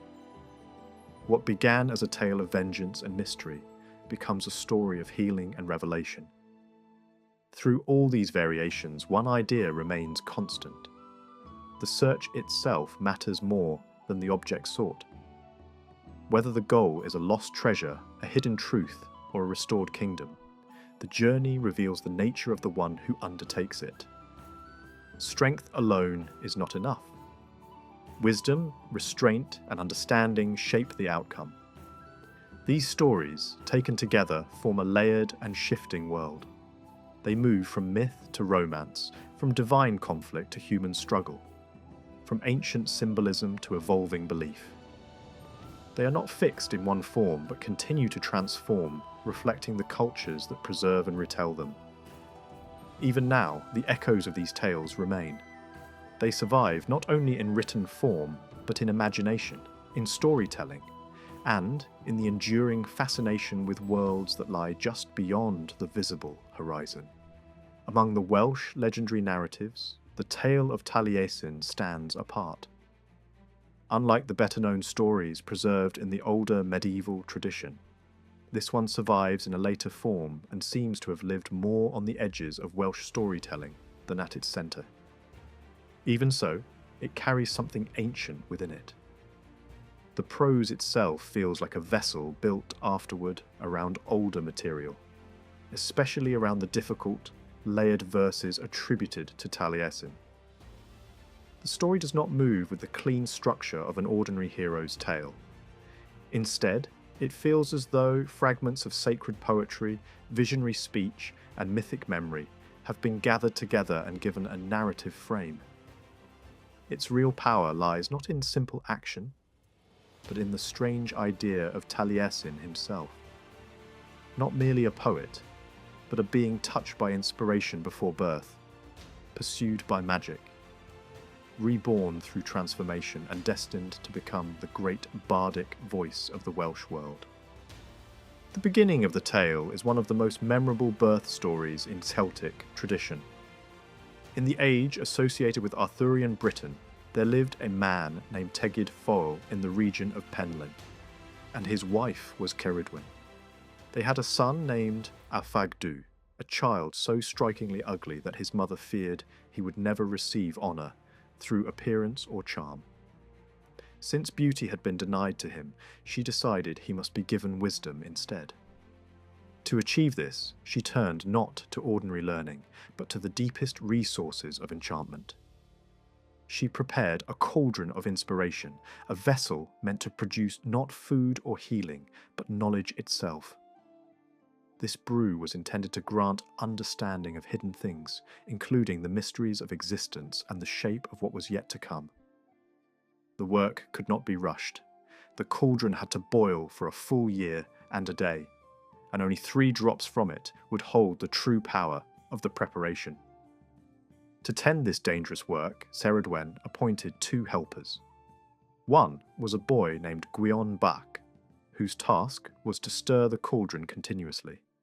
The other was a blind servant who kept the fire alive beneath it. Meanwhile, Ceridwen herself added herbs, spoke incantations, and oversaw the long labour with absolute focus. As the final moment approached, something went wrong. 3 drops of the boiling liquid leapt from the cauldron and landed on Gwion's finger.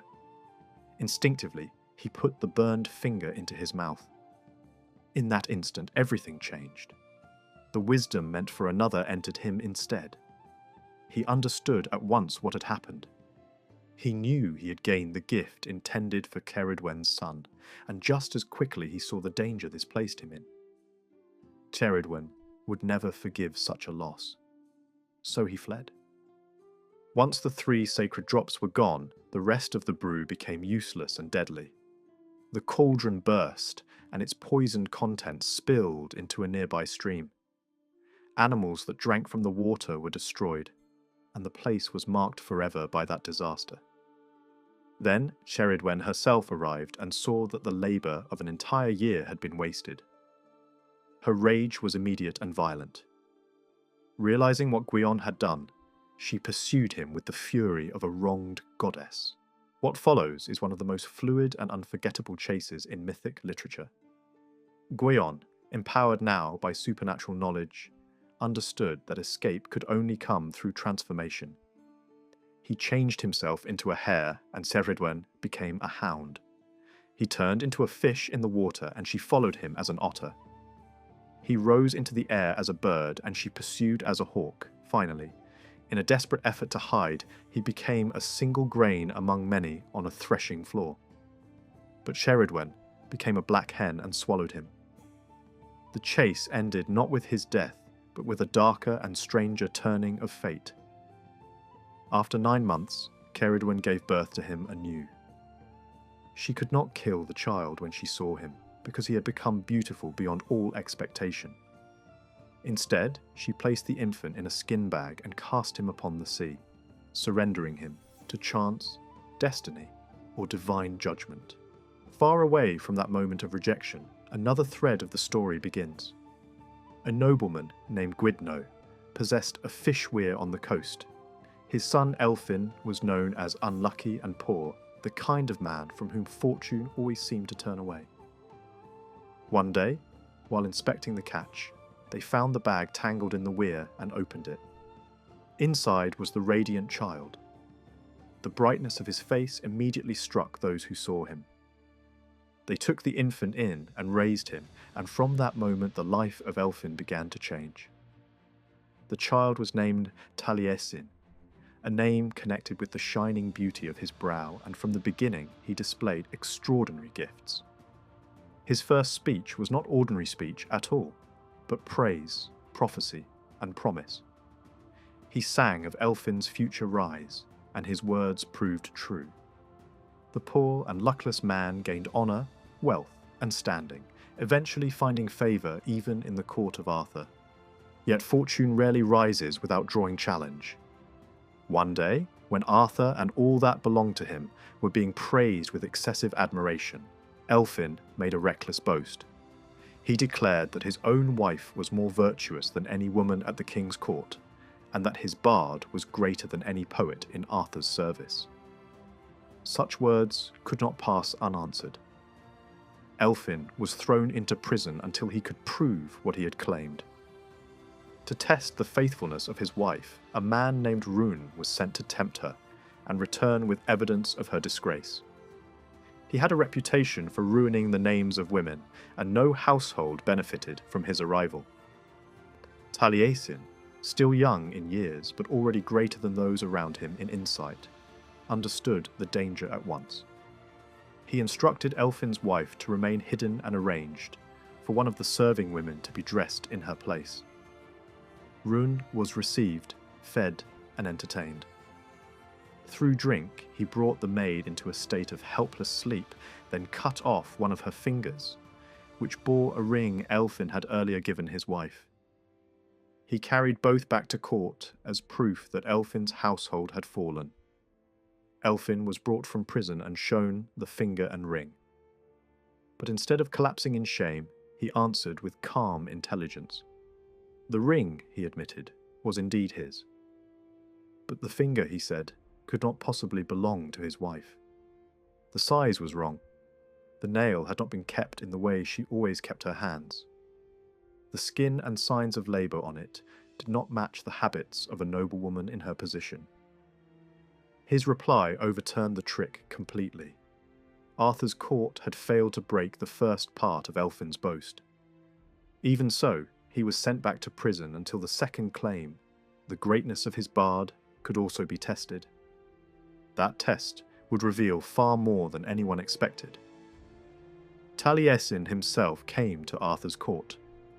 On an appointed day, the king's poets and musicians were to perform before the assembled company. Taliesin sat quietly apart, a child in appearance, unnoticed by many. But as the royal bards passed by, something strange happened. He mocked them with a simple sound, repeating it with a finger to his lips. When they later stood before Arthur and attempted to sing, none of them could do anything but repeat the same foolish noise. Their art was gone. Their dignity collapsed in an instant. The chief among them confessed that they were not drunk or confused, but silenced by the power of the child sitting nearby. Taliesin was brought forward and asked who he was. The answer came not as explanation, but as one of those visionary recitations that surround his name. He spoke as if he had existed through the ages, as if his life stretched backward beyond birth and forward beyond death. He named ancient events, sacred places, fallen powers, divine acts, and mythic transformations as though he had witnessed them all. He declared that he had been present in the highest regions and in the depths below, among biblical scenes, legendary courts, and the hidden chambers of old myth. He linked himself to Ceridwen's cauldron, to Arianrhod's prison, to Noah's ark, to the fall of great cities, and to the making of the world's remembered past.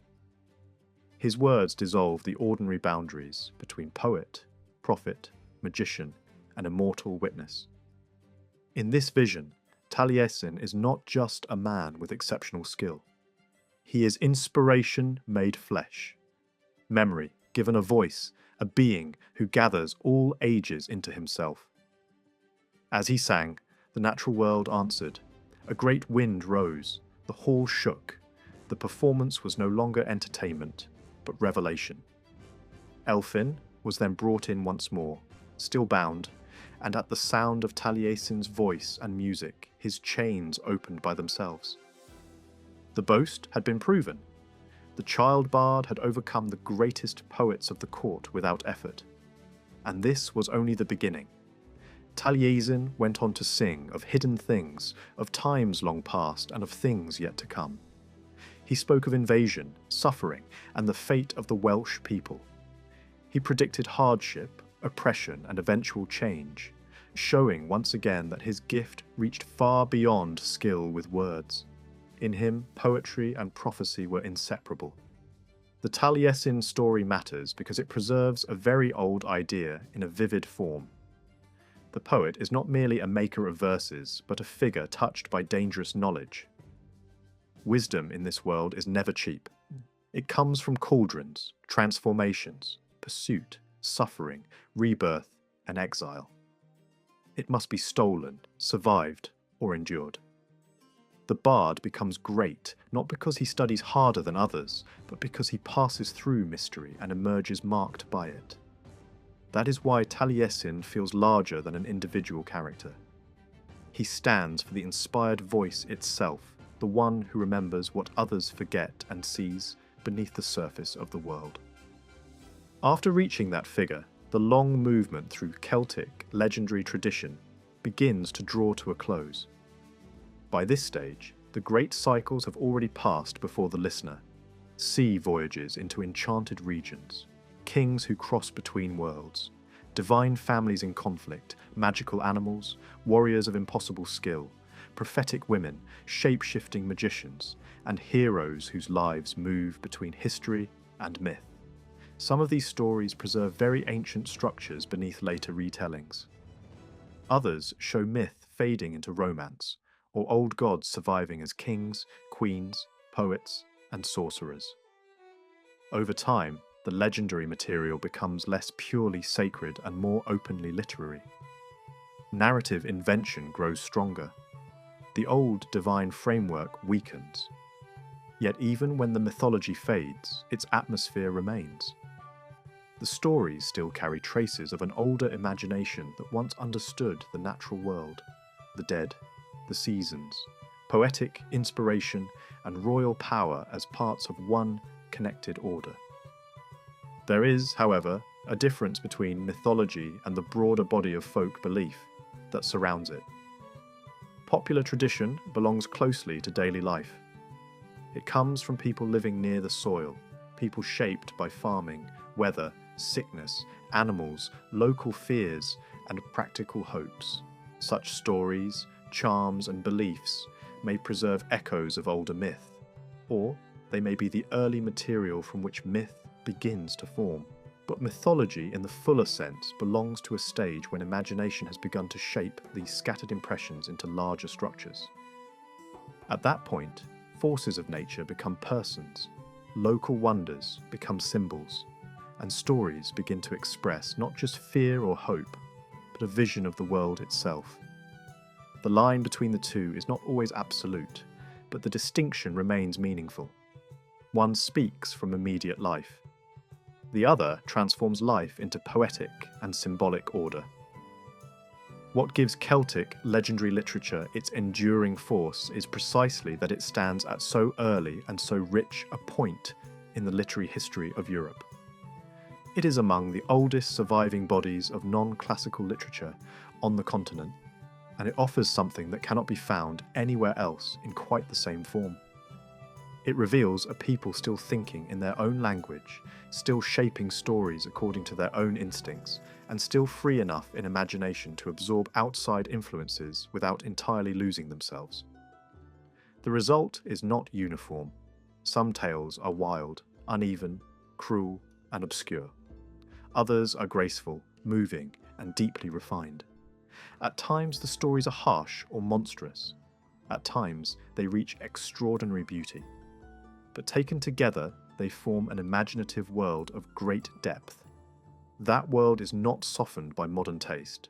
It contains violence, deformity, humiliation, ferocity, wonder, tenderness, and mystery. It does not always seek harmony, and it certainly does not always behave according to later ideas of Polish or moral order. Yet that is part of its value. It feels alive because it has not been completely cleaned or reshaped into something easier. It allows an older mental landscape to remain visible. Through these tales, something of the Celtic view of life survives. A world where beauty and danger stand close together, where honour matters deeply, where poets can see further than kings, where shape and identity are never entirely fixed, and where the border between this world and the next is never fully closed. It also becomes clear that the legendary literature of the Celtic peoples is not merely a storehouse of charming old stories. It preserves systems of feeling and imagination that continue to influence later European literature in profound ways. The themes of enchanted voyages, fatal beauty, hidden kingship, supernatural tests, cauldrons of knowledge, warrior honour, doom-laden vows, and visionary poetry did not disappear. They changed form.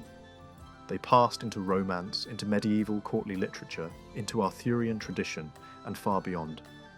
Again and again later ages returned to these materials, drawing from them moods, images, and archetypes that remained powerful long after the original beliefs had dimmed.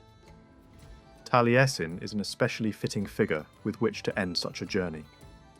He embodies memory itself, not memory in the ordinary human sense, but something larger and stranger. In his person, myth remembers its own origins. Poetry becomes a vessel of time. The bard is not simply one who praises a patron or recites inherited verse, but one who has passed through change and now carries fragments of every age within him. That image, more than almost any other, captures the spirit of the tradition as a whole. Celtic legend is full of transformations, and so is the literature that preserves it. Gods become heroes. Heroes become kings. Kings become ghosts. Prophets become bards. And the stories themselves, moving across centuries, become something new without ever fully losing what they once were. In the end, that may be the finest way to understand the achievement of this literature. It is not important because it is tidy, complete, or easy to classify. It matters because it preserves the record of a powerful imagination at work over a long span of time. It shows how a people once pictured the world when nature, history, magic, poetry, and the unseen still belonged to one continuous field of meaning. Beneath all the later reshaping and retelling, that original force still remains. The old stories still carry the sense that the world is deeper than it appears. That language can touch hidden things, and that memory itself may be a kind of enchantment. And so the journey closes not with a dry ending, but with the same feeling that hangs over the greatest of these tales. The sense of having looked into a realm made by strong minds and enduring vision. These are not small stories.